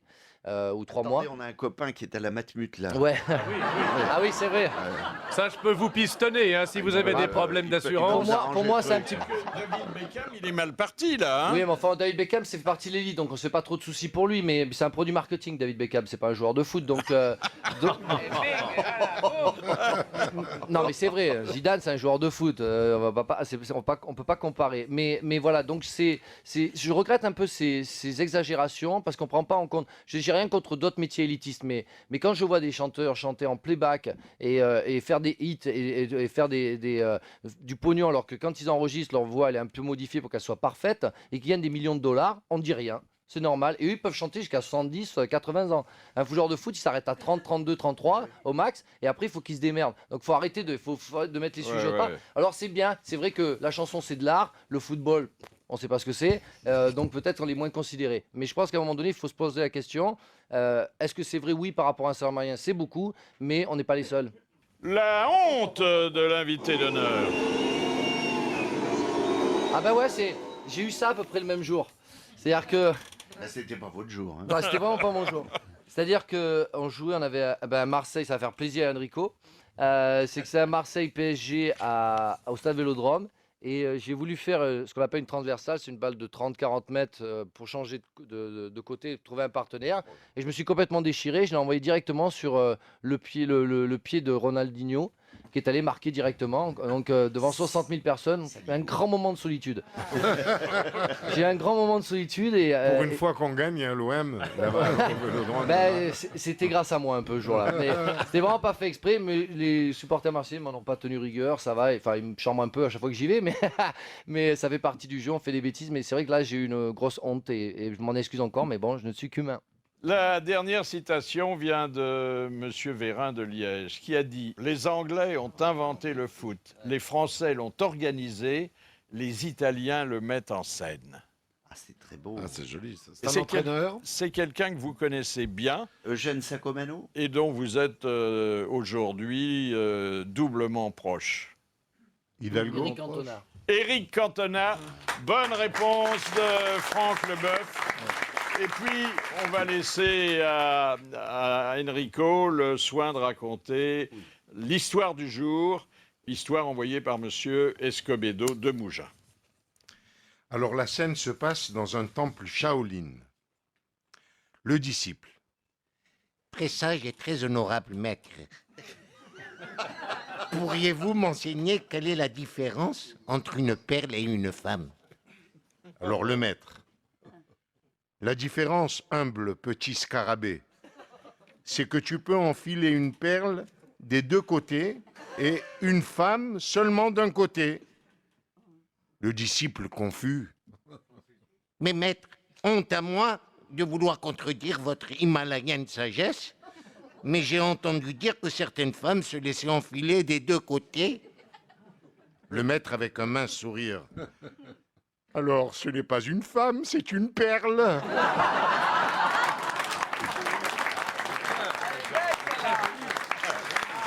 Thierry Roland, notre vieil ami, est un faux retraité. Non seulement il n'a pas cessé de commenter sur tous les médias son sport préféré, mais encore il publie ce qui restera sans doute sa plus belle interview, la sienne, au fil de laquelle il confirme qu'il n'y a pas eu loin de 13 coupes du monde naturellement à ses lèvres. En veine de franchise, il avoue son chauvinisme, il reconnaît sa mauvaise foi, ses relations conflictuelles avec des arbitres qui lui ont valu une suspension qu'ont heureusement compensé 19 sacs de courrier de soutien et les messages personnels qui lui est arrivé de glisser dans une rencontre exotique où la Corrèze intervenait vraiment comme des cheveux sur la soupe, avec une faconde et une gaieté qu'aucune vicissitude de la vie et qu'aucun mauvais résultat sportif ne pourront jamais entamer.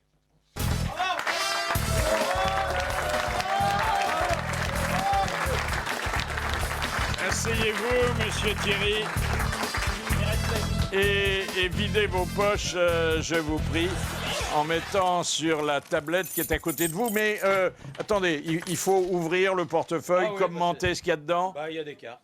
Des cartes de quoi? Des cartes de crédit. Vous payez rien au comptant?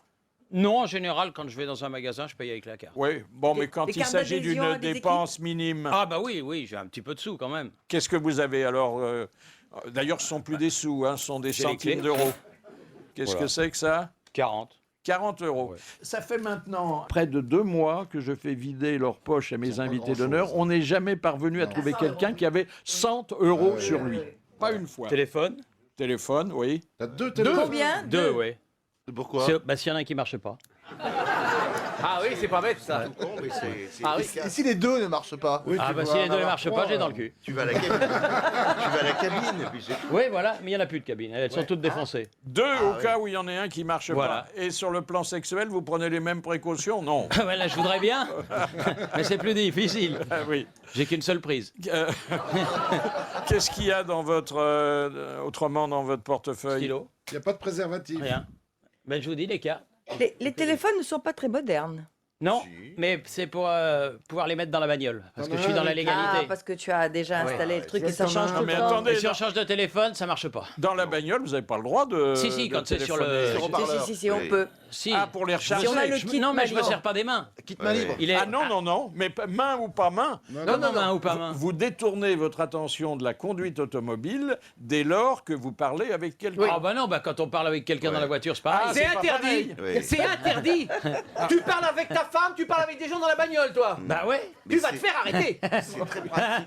Car généralement, un homme parle plus souvent à une femme lointaine qu'à celle qui est à côté Bien de lui. sûr, hein. oui. Non, mais le Et alors, et celle du GPS qui nous parle tout le temps, il faut Ouais. pas lui répondre? Ah, elle a le droit de te parler. Mais le kit main libre, c'est bien, ça laisse les mains libres si on a une petite chose à se faire. Oh, Ça va être interdit. allez. C'est agréable. En Alors, voiture. mon cher Thierry, vous allez découvrir, vous qui, venant de publier un livre intitulé Maîtresse Coupe du Monde, hein, c'est déjà un record, parce que Ça a lieu tous les 4 ans. c'est un déjà. record de journalistes. Il n'y a pas de joueurs qui peuvent dire Maîtresse Coupe. Ah non.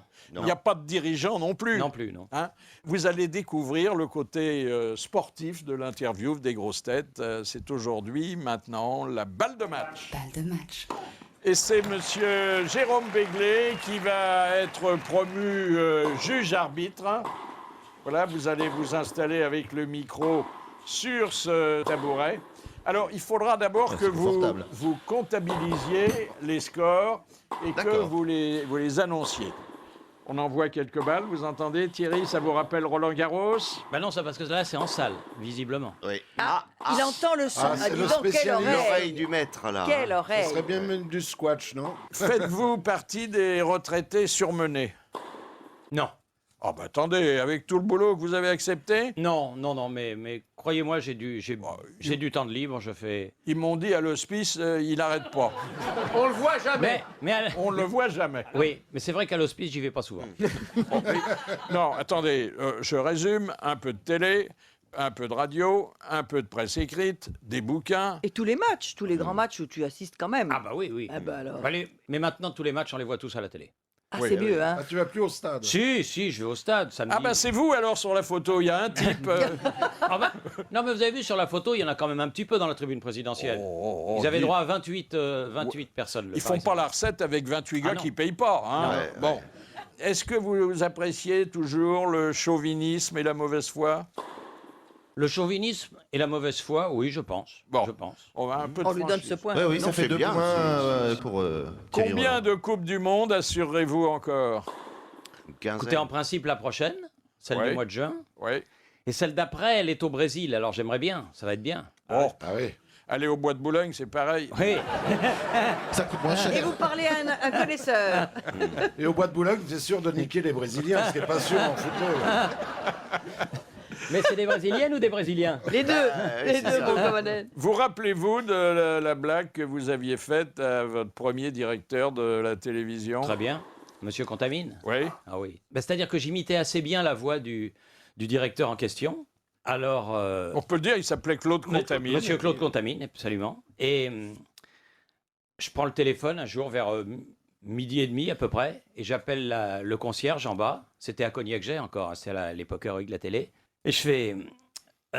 passez-moi Robert. Alors, Robert, c'était le chauffeur. Je dis, passez-moi Robert, s'il vous plaît. Alors, il me passe Robert. Je dis, Robert, on a le temps, vous pouvez changer les pneus, vous mettez les pneus à l'avant à l'arrière et les pneus à l'arrière à l'avant. Très bien. Très bien, monsieur. Très bien, monsieur. Et à 1h moins 10, il descend pour aller à son déjeuner et la bagnole était sur cale. Ça l'a pas fait marrer du tout. Mais il a jamais su que c'était nous. Heureusement, parce que sinon, ça aurait fait mal. Pourquoi passez-vous chaque année 2 jours à coller des vignettes? Bah parce que je suis un adepte des albums Panini. Qu'est-ce que c'est que ça? C'est les vignettes de footballeurs. Avec ou de tous les rugbyman, joueurs. Enfin, c'est des En albums. général, ça s'adresse à la maternelle. Hein. Non, ça c'est encore un peu tard. Non, faut pas croire. Non, faut pas croire. Alors, c'est ça ce qu'il y a de marrant, c'est que quand il me l'envoie, parce que très gentiment Panini me les envoie avec les albums et les vignettes, et moi ça me fait marrer de les coller. Chacun ses goûts, hein. Oui. Ça vous prend 2 jours. Oui, ah oui. Et parce qu'est-ce qu'il que y ça en a- vous rapporte? Bah, ça me rapporte d'avoir les joueurs, d'avoir leur truc. Et quand se je fais une rappeler de grosse leur nom. compétition, parce que quand vous avez vous allez commenter les Polonais ou les Bulgares, vous êtes bien content de voir leur gueule là sur le papier. Et quand ma femme, elle passe, et qu'elle voit pendant 2 jours que je suis en train de... Elle me fait, tu crois pas qu'à 73 ans, tu pourrais faire autre chose? 6-1 pour Thierry Roland. Ouais, mais elle sait très bien que tu as déjà collé tous les calendriers cochons. Donc, Oui. En quoi vos superstitions peuvent-elles se manifester pendant vos heures de travail? Bah, mes superstitions, déjà, j'en ai quelques-unes. Oui. Pas toutes, mais enfin, vous me ferez pas passer sous une échelle, par exemple. Bon. Vous me ferez pas à table passer le sel de la main à la main. Ah oui, c'est très mauvais, ça. Ça, c'est très, très mauvais. Très mauvais. Oui. Et Oui. 13 à table? 13 à table, j'aime pas trop. Quand vous commentiez un match Avec Jean-Michel, Oui. alors moi, j'étais toujours à droite et lui, toujours à gauche. Oui, et je crois que ça s'est vu aux élections aussi. Aux élections aussi, oui. Oui. Ça fait 7-1 pour Thierry Roland. Combien d'arbitres avez-vous insulté? 200, 250? Non, non. Sévèrement un seul. C'était le Tunisien, non? Non, non, c'était l'Écossais, Monsieur Foot. Ah oui, oui. Je l'avais traité de salaud, le pauvre. Oui. Qu'est-ce qu'il est devenu? Il est décédé. Ah, mais non, pas à la suite de ça. Non, pas à la Le suite de lendemain, ça. on l'a répondu dans sa chambre. Non, ils ont déjeuné ensemble, il lui a passé le sel à la main. Il lui a mis un chat noir sur les genoux. Non, non, non.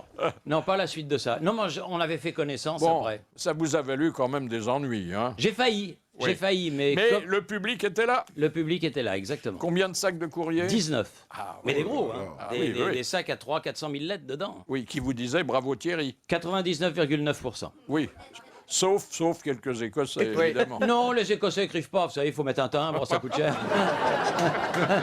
8.1 pour Thierry Roland. Est-ce que le Yann Foot n'avait pas un nom prédestiné? C'est quand même fantastique, ça s'invente pas. F2OTE. C'est fou, Ouais, hein? Mr. Foot. Il était dans le primeur. Maintenant, il est foutu. Oui, le pauvre. Est-ce que vous regrettez parfois la belle époque où on pouvait plonger la tête d'un collègue dans la cuvette des WC? Ah oui, ça, c'est pas moi, ça. Mais ah oui, oui. Non, c'est-à-dire que c'est un bon pote à moi parce que on a fait de nombreuses années ensemble, c'est François Janin, et il fallait pas trop l'emmerder. Et un jour, parce qu'on est resté en grève quand même pendant 6 semaines, quand il y a eu les événements de mai 68. Ah oui. Avec, Bah, le temps de se faire des amis, hein? oui. Mais 6 semaines, c'est long. Hein. Ah 6 oui, semaines, c'est ah long. oui. Et quand on est rentré, ils avaient un petit peu la trouille, ceux qui avaient repris un peu avant nous, il faut bien le reconnaître. Et Janin, il est arrivé, il en a attrapé un.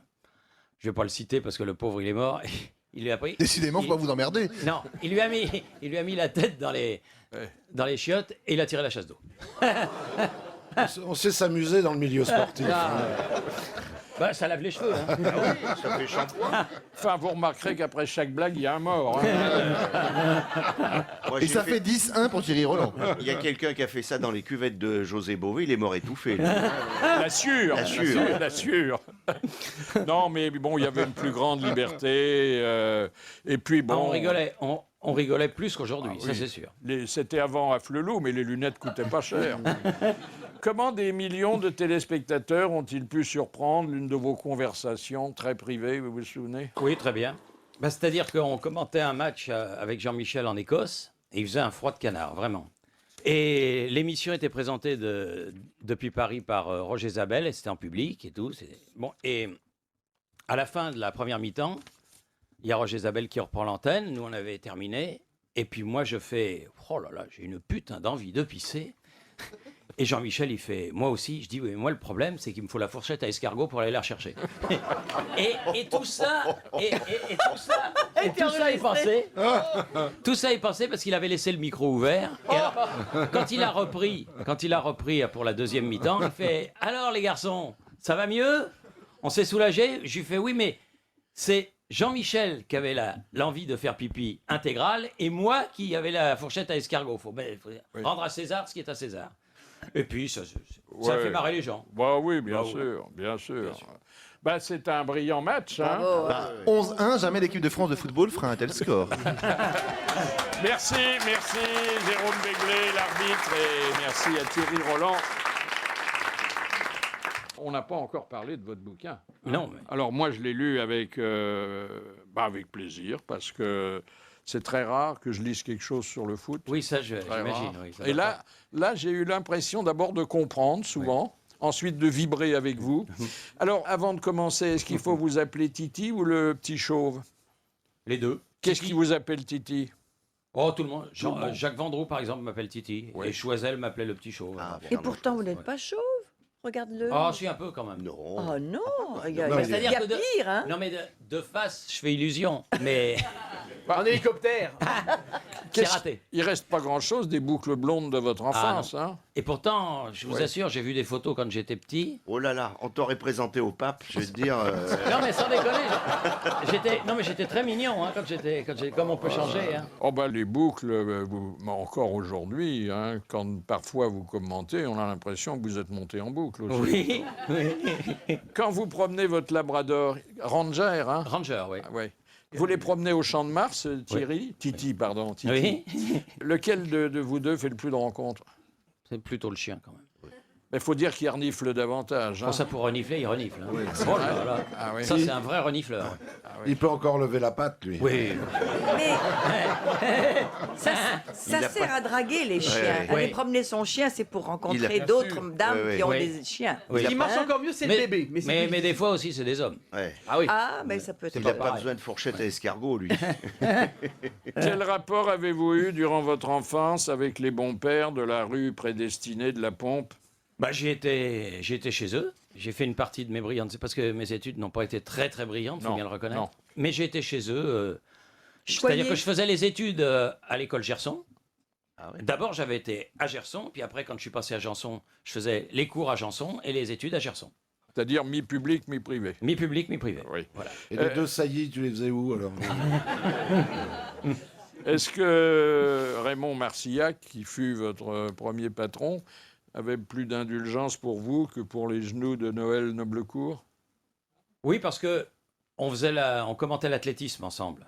Alors, ça crée des liens. En plus, comme il était chef et qu'il n'avait pas le temps, c'était moi qui lui faisais ses notes de frais. Alors, donc, il ne pouvait pas se passer de moi. J'étais quelqu'un de très important. Alors, est-ce que la plus belle Coupe du Monde, c'est toujours pour vous celle de 1998? Bah oui, C'est-à-dire que celle c'est la qu'on plus gagne, hein. émouvante, parce Bah, que c'est celle qui s'est déroulée en France. La France a gagné. Bon, c'était quand même... Bon, le suspense était modéré, hein? Le suspense était modéré, mais enfin, tout le parcours a été vraiment tiré. Ah bah, il faut y arriver, hein? Il faut y arriver, oui. Il faut Et y puis, arriver. on a eu quand même pas mal de réussites dans ce parcours. Et puis, vous notez dans le livre que, bon, il y a eu après un climat de triomphe. Ah, il y a eu 2-3 jours exceptionnels. Mais le soir même. Ah, le soir hein. même, oui. Le soir même, ça a été... Et moi, j'avais pris rendez-vous avec 2 groupes d'amis. Si la France gagnait, ils fêtaient ça pendant la nuit qui suivait. Et ils voulaient tous les 2 que je vienne, mais moi, j'ai dit, je peux pas, j'en ai qu'une paire. Hein, je viens. Et alors, ils avaient dit, bon, ben, ils se connaissaient pas avant. Et alors, il y en a un qui a organisé sa fête à 2h30 et l'autre à 5h du matin. Oh là. Et donc, je suis déjà arrivé, j'étais un peu fatigué chez celui de 2h30 parce que la sortie du stade avait été difficile et puis on avait été dans le... Jean-Michel, à l'époque, travaillait dans un journal qui s'appelait 11 Mondial. On avait été boire aussi un petit coup à 11 Mondial. Bref, et j'arrive, c'était extraordinaire. Je me dis, bon, bah, il faut que j'aille à la porte de la Muette. Alors, comment Et je ne pouvais pas passer par le centre de Paris qui était totalement embouteillé. Et je me suis dit, je pensais que c'était une bonne idée. Je me dis, je vais prendre le périph. Et puis, je vais aller comme ça. Et j'arrive sur le périph à la porte Champéret, noir de bagnole. Mais trop tard, j'étais dans la... Et à ce moment-là, il y a un jeune en scooter qui arrive à côté de ma voiture. Et puis, bon, il faisait beau, j'étais content, les vitres étaient ouvertes. Il me regarde, il me voit, il fait « Oh, c'est Thierry !» Et là, il y en a d'autres qui arrivent, « C'est Thierry dans la... Oh, Thierry !» Et il y en a un qui me dit « Mais où tu vas comme ça ?» Ben, je dis « Je vais essayer d'aller à la porte de la Muette. » Il me dit « T'inquiète pas, on s'occupe de tout. » Et vous savez ce qu'ils m'ont fait? C'était extraordinaire. Escorte. Non, mais on fait le V du président de la République. Moi, j'étais au milieu, avec leur moto, ils ont fait le V, ils ont écarté les bagnoles. J'ai mis 3 minutes pour aller à la porte de la Muette. Comme quoi, c'était magique. Vieux motard que jamais. Hein. Exactement. Eh ben moi, j'ai un souvenir personnel aussi de cette soirée-là. Parce que moi, j'avais été jouer aux cartes pour être sûr de ne pas regarder la télé. Et puis, je sors et j'arrive sur les Champs-Élysées au moment où il y avait la grande Mauvaise foule. pioche. Je crois qu'il y avait 1 million de Oui. gens ce soir-là. Et j'étais dans ma petite voiture. Et puis, il y a un gars qui, comme ça s'était passé pour vous, m'a identifié. Et il me dit, alors, vous êtes content? Je dis, oui. Vous êtes fier? Oui. Bah, mais il faut le montrer. Alors, bon, comme il s'agglutinait autour de la voiture et qu'il ne me trouvait pas assez coopératif, j'ai fini par sortir. Et puis, c'est la seule chose que j'ai trouvée. J'ai levé les bras et j'ai crié « Vive la France !»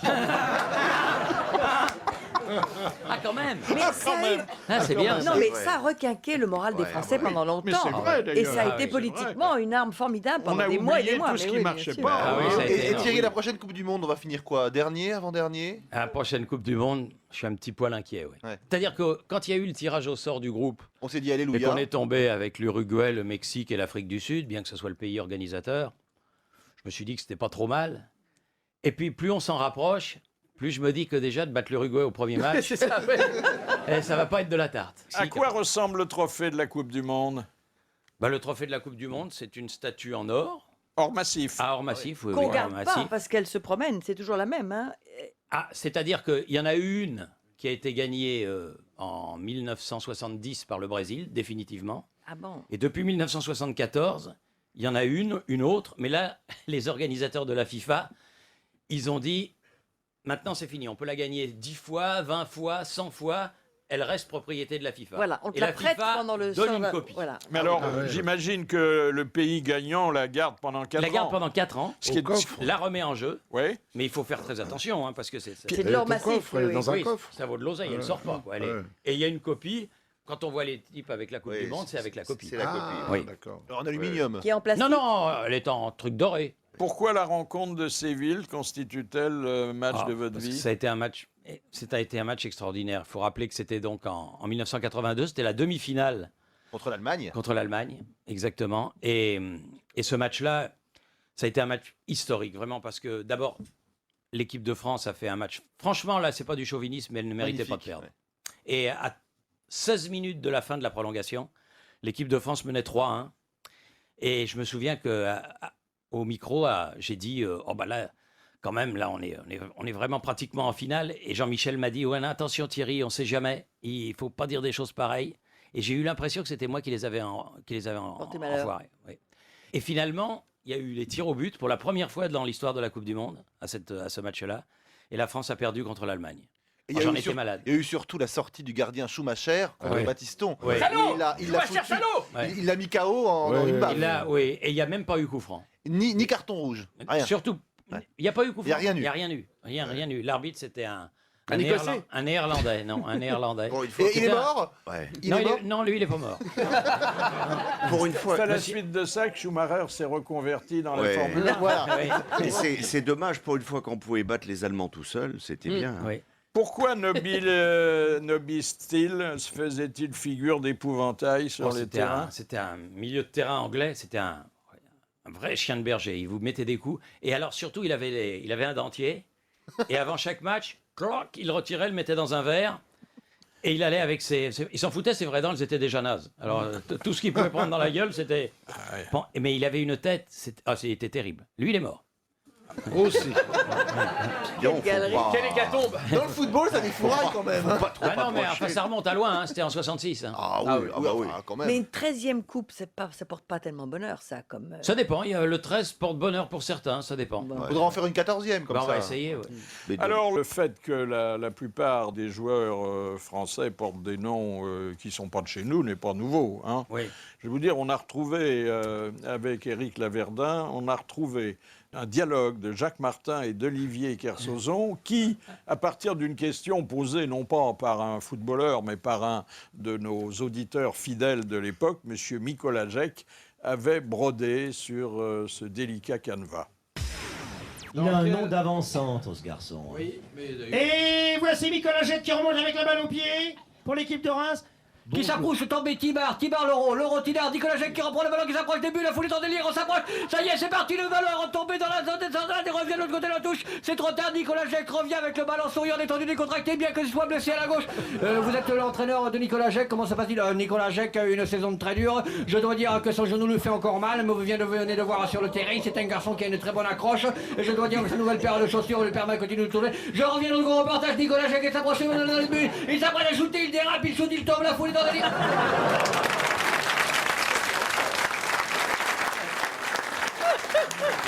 Ah, il y a de ça. Ah, hein. ils sont bons, oui. Ah, oui. Ah, ils sont très bons. La vitesse à laquelle peuvent parler les journalistes sportifs. Surtout à la radio. et surtout à la radio, est confondante pour quelqu'un qui ne pratique pas cette discipline. Ah, ça c'est sûr. Mais enfin pour tous les sports, hein. Je veux dire, quand vous savez... Course automobile. Ah non, match de rugby, par exemple. Le curling. Ou à 100 mètres, il faut tout commenter en moins de 10 secondes, il faut le faire. Ah oui, mais on a l'impression que s'il laissait un blanc, un silence d'une seconde, ça serait considéré comme faute professionnelle et qu'ils perdraient leur place. Absolument, oui, il faut Oui, remplir parce le qu'à la vide. radio, il faut parler tout le temps. Et les courses de chevaux, ça Oui. c'est pire. Ah oui. alors. Il n'y a qu'à la radio suisse, quand il commente les matchs de tennis.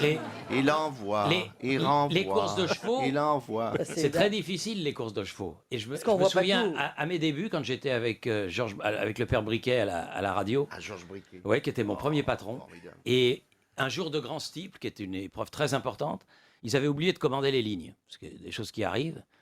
Déjà, à la télévision, il y avait besoin de lignes. Bah oui, C'est des oui lignes non, de mais coke ou c'est des et le lignes- père Briquet, il me dit bon bah puisque tu connais les courses, il dit tu vas commenter en regardant la télé. Bah, je lui dis oui, mais enfin c'est pas de la tarte, on n'a pas les couleurs. Bah, je dis je vais essayer de toute manière. Et là j'ai eu un coup de peau formidable. Le favori a été battu et il y a un cheval qui a gagné qui s'appelait Kimil Gray et qui était un gris comme son nom l'indique. Et un gris à la On le télé, ça voyait se mieux voyait que les mieux. autres. Et moi j'ai fait toute la course sur le Kimil Gray en question et c'est lui qui a gagné. Là j'ai eu du fion. Quelle vie vous avez eue. Eh oui. Vous avez encore des chevaux? Oui, j'en ai un petit, oui. Le cheval complet ou une patte Non, seulement non, un tiers. Mais Un tiers. Un tiers. Il nous a dit qu'il avait un petit gris, il faut qu'il aille le chercher avec une fourchette. Ça, c'était les autres. Vous avez souhaité l'avoir au téléphone, eh ben on l'a. C'est Jean-Michel Larquet. Bonjour Jean-Michel Larquet. Bonjour, monsieur Bouvard. Alors voici qu'on reconstitue pour quelques instants le duo fameux, souvent évoqué aux grosses têtes, et pas seulement sur le plan sportif, hein, parce qu'il a... Je sais pas parce que je n'ai jamais pris de douche avec Thierry, donc je ne sais pas d'où il tient ses secrets. Oh ben il parlait de votre intimité, il parlait de votre anatomie, enfin... Ouais, c'est- mais Jean-Mimi, dans les vestiaires de Saint-Étienne, je t'avais vu. Hein. Il y a 40 ans. Dégueulasse. Ah oui, c'était moi qui étais à la porte. Tu sais, la porte entrouverte qui regardait à l'intérieur. À la porte savon. Et finalement, c'est une vraie amitié qui s'est prolongée pendant des années et qui, je suppose, n'est pas terminée aujourd'hui. hein. Ah non, mais on s'est... Maintenant, il habite dans le sud-ouest, Jean-Michel. Mais on s'est très souvent au téléphone. Vous vous souvenez de votre première rencontre? Oh, la première rencontre, j'étais joueur à Saint-Étienne, et puis il y avait à l'époque une petite demi-douzaine de journalistes parisiens qui descendaient voir les matchs de Saint-Étienne, parce que nous étions l'équipe phare du football français. Alors il y avait Thierry, il y avait Eugène Sacomano, il y avait Guy Kedia de RTL, Jacques Vendroux de France Inter, et donc effectivement... Spindler aussi. Voilà, et on connaissait effectivement tous les journalistes qui avaient, eux, à l'époque, le droit, un quart d'heure après la fin du match, ou 20 minutes après la fin du match, d'entrer dans le vestiaire et de faire leurs premières interviews à chaud, c'était vraiment le cas de le dire, à chaud, dès l'instant où on sortait de la douche. Alors aujourd'hui, on n'est plus dans ce contexte-là, il y a des zones mixtes, tout le monde est parqué pour faire les interviews. Ça n'a plus rien de convivial comme c'était le cas il y a quelques années. Je ne dis pas combien parce que ça ne va pas nous rajeunir. Mais ce qu'il y avait d'extraordinaire à l'époque, c'était les rapports qu'il y avait entre les joueurs et les journalistes. Et comme on faisait les voyages par le train, il n'était pas rare qu'à 1h, 2h du matin, ça soit un international de Saint-Étienne ou d'ailleurs, comme Jean-Michel. Ah non, Thierry, moi j'ai la précision. Tu sais, mon papa était cheminot, donc vous preniez à 1h du matin en gare de Château-Creux un train qui s'appelait l'Aquilon, qui était tout blanc, et on vous ramenait à 1h du matin. Voilà, après avoir dîné avec eux et bu un petit coup dans la boîte locale. C'était un international qui nous amenait à la gare. Vous voyez un peu, aujourd'hui, c'est tout juste, ils disent bonjour. Ouais. Puis ils ont des voitures qui vont très très vite où il n'y a pas beaucoup de place Bah aussi. voilà, hein, en c'est plus. ça. En plus. Vous n'avez jamais partagé de troisième mi-temps? Non. Mais qu'est-ce que vous entendez par partager une troisième mi-temps? Bon, écoutez, là, c'est quand il y a des admiratrices qui viennent pour vous apporter des sucreries, des... Ah, si vous voulez une troisième mi-temps, surtout ne partez pas en reportage avec Thierry. Hein. Ah bon? Ah non, par contre, nous sommes les rois du club sandwich. On est les rois du club, c'est vrai. On aurait dû faire un bouquin sur les clubs sandwich. Les restaurants sont fermés quand vous arrivez? C'est room Ah non, service. c'est-à-dire qu'après après les matchs, nous rentrions très, très sagement à l'hôtel. Et notre dîner, c'était un club sandwich. Donc nous avons fait tous les clubs sandwich On sait où sont les bons. de France, de Navarre et du monde. Hein. Le guide du club sandwich. Ouais, on aurait dû faire. Ah bah oui. Ça aurait bien marché ce truc-là. Ah oui, ça. oui, Ouais, oui, oui. ouais. Bon, en tout cas, ça a été un duo historique. Combien d'années? 26 ans. 26 ans. Oh là là, oui, c'est les noces. Il y a de des bois. mariages qui durent moins. C'est presque Oh les oui, noces c'est de- très au-dessus de la moyenne nationale. Hein. Ah oui. Et qui garde les enfants aujourd'hui? Ben justement, nous n'avons pas d'enfants, on doit encore profiter l'un de l'autre. Voilà, voilà. Égoïste. On n'a pas voulu. Merci Jean-Michel Larquet. Bravo. Merci, monsieur Bouvard. Salut Jean-Mimi. Une question de Monsieur Levasseur qui a dit « L'arbitre de football aimait tellement sa profession que chaque fois que sa femme le trompait, il lui montrait un carton jaune. C'est joli comme tout. Français? C'est joli, » ça. Alors, un fantaisiste, comédien, humoriste, que Jean- nous Rodolphe. connaissions bien et qui nous a Jean-Yann. Non. Non. Et qui nous a quittés Sim. aujourd'hui. Sim. Non. Non. Non. Ah non, hélas. Jacques Martin. Jacques Martin? Non. Il venait ici. C'est une grosse tête? Il est venu pendant plusieurs années. Roger Pierre. Pierre Doris? Raymond. Roger Pierre. Roger Pierre. Bonne réponse de Jacques Maillet. La deuxième citation, nous la devons à M. Borin de Bougival qui a dit « On peut toujours trouver plus con que les supporters. Il y a les sportifs. Parce que les supporters, ils sont assis et les autres, ils courent. Ça, c'est Coluche. Coluche, ah oui. » C'est Coluche et c'est une bonne réponse de Mabille.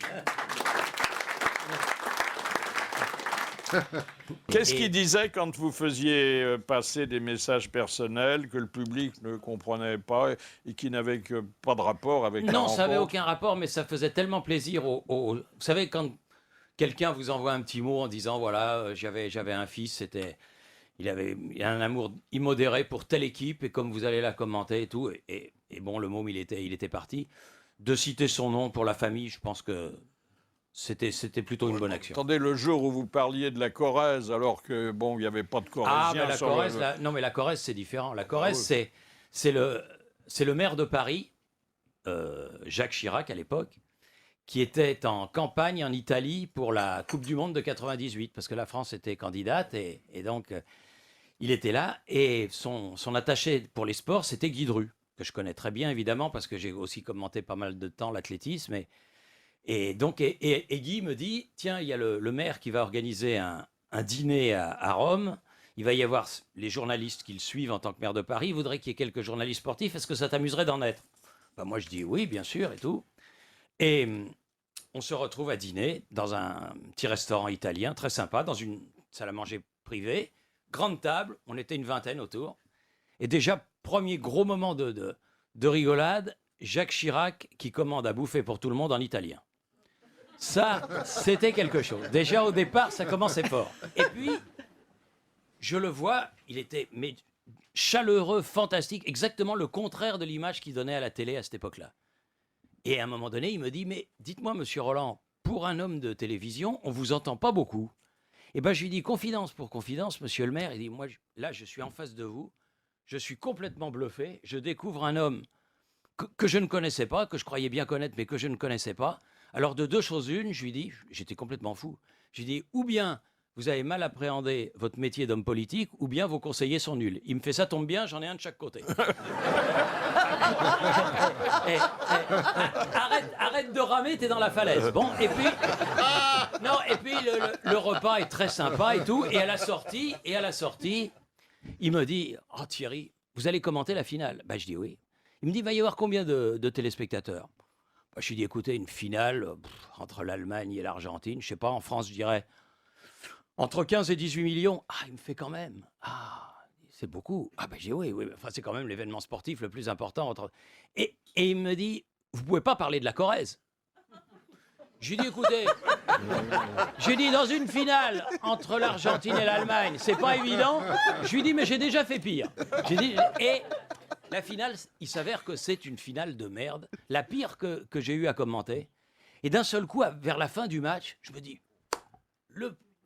la promesse faite à Chirac. Et je dis à Jean-Michel, j'ai dit, Jean-Michel, bon, elle n'est pas terrible cette finale. Ah, il me dit non, ça pour pas être terrible, elle n'est pas terrible. Non. Mais je dis, mais il y a un truc qu'on peut pas retirer aux Allemands, c'est leurs conditions physiques, ils cavalent comme des lapins. Ah, il me dit, ouais, ça, en conditions physiques, ils sont 20 sur 20. Et moi, je fais, on dirait qu'ils reviennent d'un stage en Corrèze. Et puis j'en rajoute, quoi. Puis je dis, ouais, on dirait qu'ils reviennent de Buja, là où il y a le camp de Mimoun et tout ça. Enfin bref, bon. Et moi, j'ai fait mon boulot. À la sortie, Chirac appelle son cabinet à Paris et il y a quelqu'un au téléphone qui lui dit « Écoutez, je ne sais pas ce qui s'est passé, monsieur le maire, mais il y a Thierry Roland, il n'a pas arrêté de parler de la Corrèze. » Et depuis, pour lui, je suis un héros national. Question de Madame Beauvais du Mans. Qu'appelait-on autrefois les petits témoins? Au foot? C'est Non, un terme de foot d'une façon générale. Et Les saints même dans les prétoires. Les saints? Non. Non. Mais on n'est pas loin. Les roubignoles? Les roubignoles, comme vous dites. Oui. C'est-à-dire les parties sexuelles masculines, les testicules. Qui assistent à quoi? Pourquoi on les appelait les petits témoins? Parce qu'ils voyaient tout. Mais non, Parce qu'ils restent à la porte. Parce Ils qu'ils ont pas le droit d'entrer. n'agissent pas vraiment. Non.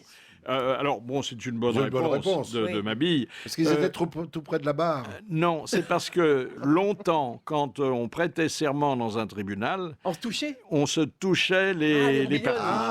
Oui, mais alors pour nous, ça Italiens serait les font gros ça témoins. encore. Parce que... Ça porte bonheur de toucher les Nous, roubignoles. Et puis c'est un peu la même étymologie, testimonial, testicule.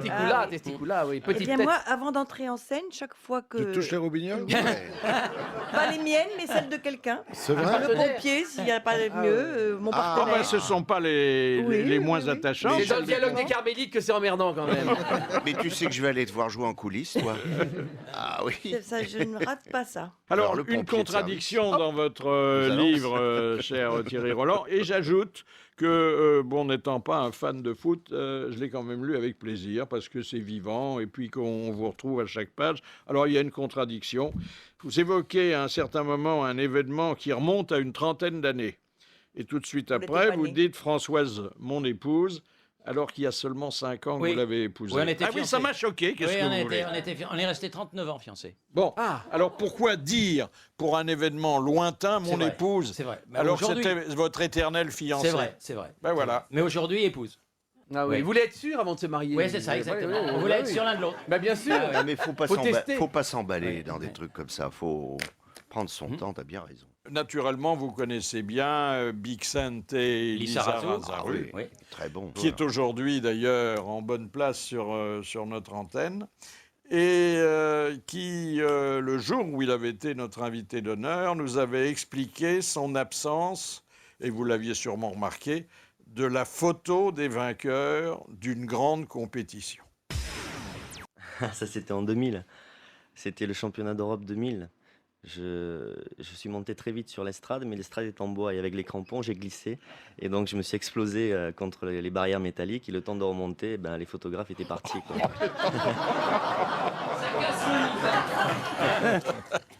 Oui, oui. Des choses qui arrivent. Dommage, parce qu'il est beau garçon, il aurait agrémenté la photo. Ça y est, Beckham, Elle se réveille. Lisa Razzaru. Mais attendez, il faut dire ce qu'il y a. Il y en a des beaux et des moins beaux. Il a un joli jeu de jambes. Oui, mais elle les aime un peu mûrs, parce que d'habitude, on a Amanda Lear qui les prend à l'école de foot. Non, Elle, mais elle les prend... Amanda Lear, elle a pris toute l'équipe nationale d'Italie. Oui.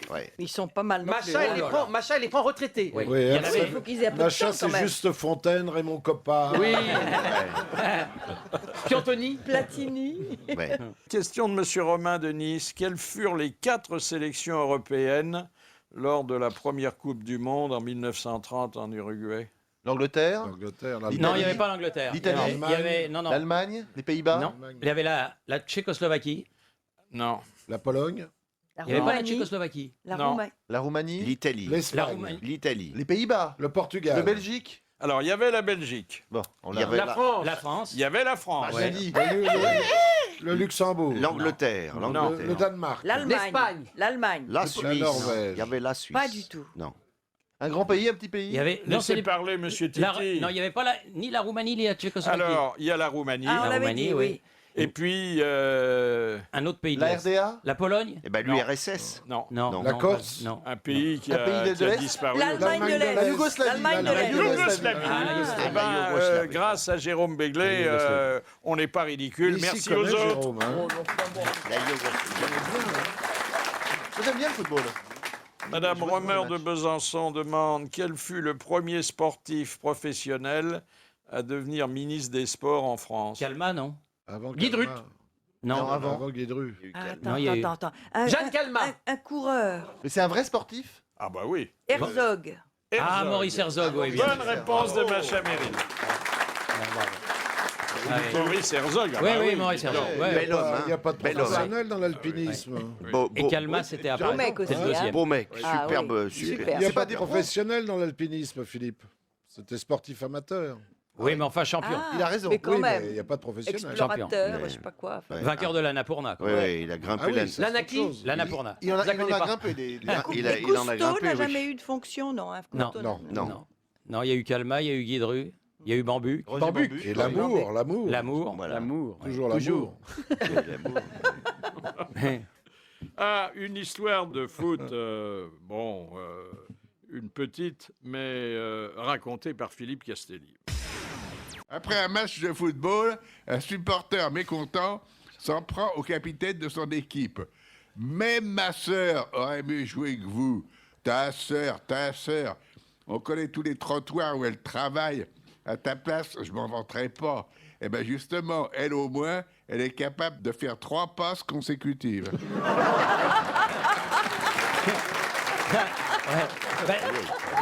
On le dit pour le Paris parce qu'on est Saint- pour le Paris Saint-Germain. Ouais. Quelle différence il y a entre un taxi parisien et le Paris Saint-Germain? Bah, c'est que les taxis parisiens, ils en prennent que 4 à la fois. Vous vous souvenez du chien de Claude Darget? Il s'appelait, je crois, Larsouille. Larsouille, magnifique. Et il n'avait qu'une couille. Oui, Hein? Larsouille, il était génial. C'était un chien noir. Monocouille. Il était intelligent. Alors, qu'est-ce qu'il faisait quand Darget lui disait « fais le Il zitrone lui disait fais le zitrone, il lui disait. Et le chien, il se mettait à ramper comme un serpent. Il passait sous la moquette. Hein. Ah, il était génial. Il était Bon. génial, ce chien. Il lui avait appris aussi à faire pipi sur les pantalons de Bien zitrone. sûr, hein. bien sûr. Et C'était un chien anti-zitrone. une fois, il y a Zitrone qui arrive. Darget, il était toujours impeccable, petite chemise blanche. Et il tapait ses papiers pour le journal de 13 heures sur une vieille Remington. Et il y a Zitrone qui arrive, il était en train de taper. Et Zitrone lui tend la main, il arrive comme ça, il lui tend la main, il lui fait « Bonjour, cher ami ». Et l'autre, il avait sa pipe, il le laisse avec sa main tendue, il lui fait « Vous apprendrez, monsieur, que je ne suis pas votre ami. » Bon, déjà, tu prends ça dans la gueule, tu t'en vas. Non, mais lui, il insiste, et Zitrone, il lui fait « Alors, bonjour, cher confrère ». Et lui, il pose sa pipe, il lui fait « Je ne suis pas non plus votre confrère, moi je suis journaliste, je ne suis pas valet de chambre. » Oh là là. Oh là là là là là. Oh là là. On sent une véritable amitié. Ah, il y avait une bonne ambiance Magnifique. quand, pour protester contre le sort injuste qui, disait-il, lui était fait, il mettait son bureau devant la porte de l'ascenseur. Oui, et quand, pendant les événements qui ont suivi les accords d'Évian, ce qu'on appelait les accords d'Évian, c'est la première fois où le journal télévisé a été coupé en deux. Il y avait le journal qui commençait à Paris, et puis la deuxième moitié qui se faisait à Évian. C'était Bortoli qui présentait à Évian, et Darget présentait à Paris. Alors il passe l'antenne à Évian, qui fait ses 20 minutes, il reprend l'antenne, et il fait « Bon, et maintenant, passons aux choses sérieuses, dit Darget, les essais des 24 heures du Mans. » Ça serait plus possible. aujourd'hui, Bah hein. non, mais là, ça n'a pas été possible non plus, parce qu'à la fin, il est sorti du studio, il y avait sa bague qui était dans l'escalier, à l'étage, et il lui a fait « Claude, c'est pas la peine de te dire que c'est pas utile que tu viennes demain. » Ah, c'était à ce point, vous pouvez Le coup de rapidement- sang de l'invité d'honneur. Alors, le coup de sang, ah oui, ça c'est dans Paris. Là, les travaux qui ont été faits dans Paris, un peu partout, qui me rendent dingue. Je ne sais pas si vous circulez beaucoup, mais... L'horreur. Mais alors, dans Paris, il y a des trucs... Par exemple, quand vous arrivez à la gare de l'Est, par exemple, le quartier gare de l'Est, gare du Nord, à un moment donné, vous vous trouvez face à face avec un bus. Oui, c'est vrai. Face à face avec un bus. Et au dernier moment, il y a une espèce de chicane qui fait que vous tournez, mais en fait, ça fait des... Et le boulevard du Montparnasse, le truc qu'ils ont mis au milieu, par exemple. Mais enfin, tout partout. Et les quais. Et la place de Et Clichy. rassure-toi, ça ne fait La que place de commencer. Et ça commence, la place de Oh là Clichy. Et alors, il y a une époque, les Et la travaux... place de la République, qui va Oh ça va là durer là. 3 ans. Vous avez vu que Bertrand Massacre, Delanoë ça. annonce qu'il va fermer les voies sur Oui, oui, berge. oui, hein. oui, c'est une Oh bonne- là là. c'est une Ah bonne oui, Mais il alors va en là, faire quoi? La plage, pour, Non, que, pour que les piste rollers cyclable. puissent se Non, mais les balader. rollers, ils sont 8, Philippe. Dans les bonnes soirées. Dans les bonnes soirées. Non, mais à une époque, les travaux, c'était l'été. Oui. Ça gênait moins de monde. Maintenant, c'est toute l'année. Ah non, c'est Non, insupportable. mais ils veulent chasser les voitures de Paris, Oui, c'est très tout. simple. Hein, c'est On ça, est hein. indésirable. Il faut Ouais. oublier la voiture. Eh ben, Mettre- à ce moment-là, ou moi, je veux bien, mais il y a qu'à y avoir des métros Mettre un tard péage. et des bus partout. Bah voilà. Mettre un péage. Voilà. Et là, ils ferment l'autoroute du, Oui. Ah oui, l'autoroute la du Sud 6B, pour aller, la la 6B. C'est bien pour aller Un en an et Orly. demi. Deux questions moins. de foot. Question de Madame Royer. Pourquoi l'Angleterre n'a participé à la Coupe du Monde qu'en 1950 et qu'elle n'était pas présente en 34 et en 38? Dans les premières. Oui, pourquoi?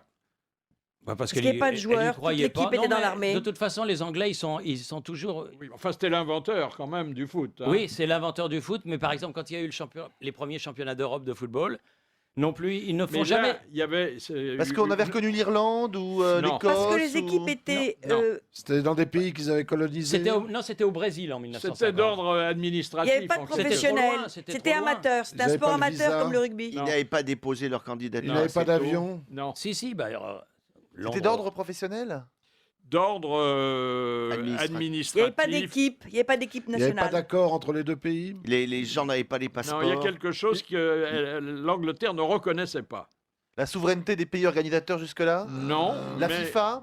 La FIFA. Exactement. Ah. Bonne réponse de Jérôme Béglé, qui était l'organisation mondiale Jérôme. du football. Ils ont toujours été. Ils sont emmerdants, à part, les hein. Anglais. Ah oui, toujours. Toujours été emmerdant, Quand il y a une nouvelle compétition, Ah. par exemple la Coupe d'Europe, au début, ils ont pas figuré. Et qui va gagner la prochaine coupe, Philippe? Thierry Celle de l'Afrique du Sud, là. Ouais. Ah, un petit pronostic. Moi, mon favori, c'est l'Espagne, mais enfin, je suis pas Oui, original. moi aussi. Vous aussi Non, c'est pour pouvoir passer à autre chose. Pardon d'avoir perturbé l'ordonnancement. Et la question de Madame Cassagne, quel club de football Jules Rimet fonda-t-il avant de prendre les rênes de la FIFA? Sochaux. Non. Jules. Le Racing. C'est en France? Oui. Le Havre. Le Havre. Le Red Star. Le Le Red Star. Ouais. Bonne réponse de Mabille. Ça, t'aurais dû le savoir. La honte de l'invité d'honneur. Bah alors la honte, c'était cette histoire là d'Écosse dont on a parlé un petit peu tout à l'heure là, parce que vraiment là on a été piégé par Roger Zabel qui avait laissé notre micro ouvert et on a dit tout haut ce que l'on ne devait pas dire quoi, ce que l'on ne devait pas dire et là j'ai eu. Vous n'avez pas eu d'autres hontes dans votre vie? Oh si, j'en ai eu d'autres, mais Quoi? par exemple. Un bide sexuel, par exemple? Hein? Non, mais. Non. Non. Jamais. Non. Jamais. En ce qui concerne la vie sexuelle? Un bide, je veux dire. Il a eu des pannes de micro, mais c'est tout. Ah si, des bides, on peut Si, j'en ai eu des bides. Non, Des râteaux, tu as pris des râteaux quand J'ai même. pris des râteaux, oui. Ouais. J'ai même pris des tartes. Ah bon? Oui, oui, parce qu'à carrément. l'époque, on en donnait. Les femmes étaient violentes à une époque. Mais oui, est-ce oui. qu'aujourd'hui, ça se donne plus? C'est Ben fini. ça. non. Aujourd'hui, on a supprimé les claques. Hein. Oh non, on peut plus. Là. En ce qui concerne les bides que l'on peut prendre, sur le plan sexuel, bon, en général, les femmes, elles sont plutôt gentilles. Caroline de Monaco, quand même, ça n'a jamais réussi. Ah, mais j'ai jamais C'est essayé. votre voisine? Et Sophie Marceau. C'est votre voisine? Elle a Sophie habité le même Marceau, immeuble? Sophie Marceau, j'aurais bien aimé. C'est quand même un échec dans votre vie sentimentale, Sophie Marceau. Parce surtout- qu'on a lancé ici, même quand vous n'étiez pas là, des appels et- déchirants. Et elle veut pas venir. Non seulement elle ne veut pas venir, mais elle ne répond même pas. Rien. hein. Rien. L'indifférence absolue. C'est moche. C'est dommage parce qu'elle est mignonne. Ah, ouais, Ah, elle est ravissante. J'ai le temps encore de vous raconter une petite histoire qui est très bien élevée. Je vous rassure, c'est un, Oh, bah alors non. Oh non. c'est un couple de Belges. Ils veulent changer les papiers peints de l'appartement, mais ils savent pas et tout. Ils disent bon, on n'a qu'à demander à Émile, à l'étage du dessous. Là, il l'a fait il y a pas longtemps. Et c'est exactement la même superficie. Donc, alors ils vont le voir. Il dit Émile, tu as changé les papiers? Il dit oui. Combien tu as pris de rouleaux? J'ai pris 32 rouleaux. Ah bon, bah très bien. Mais voilà, tu sais. Voilà maintenant, Georges, on prend 32 rouleaux. Ils prennent les 32 rouleaux, ils font tout l'appartement, ils retapissent tout, et il lui reste 4 rouleaux. Tu me dis, ça c'est incroyable. Mais comment se fait-il qu'il reste 4 rouleaux? On va les revoir, Émile. Émile, tu nous avais bien dit que tu avais pris 32 rouleaux pour ton appartement. Il dit oui. Mais nous, on a pris 32 rouleaux et il nous reste 4 rouleaux. Et Émile regarde, il dit, mais combien tu crois qu'il me reste de rouleaux à moi?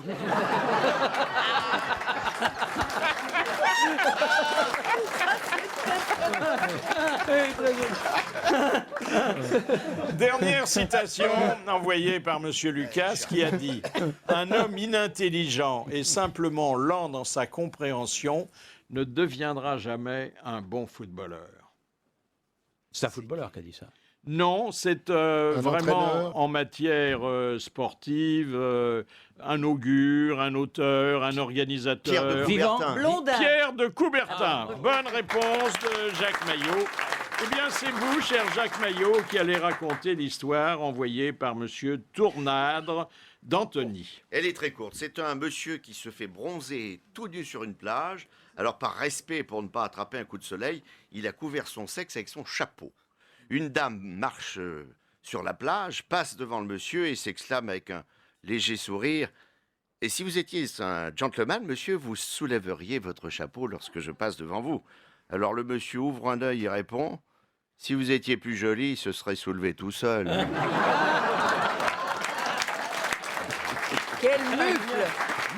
Voilà, un grand merci à Thierry Roland d'être venu parler de mes 13 Coupes du Monde. Merci, bravo, à demain!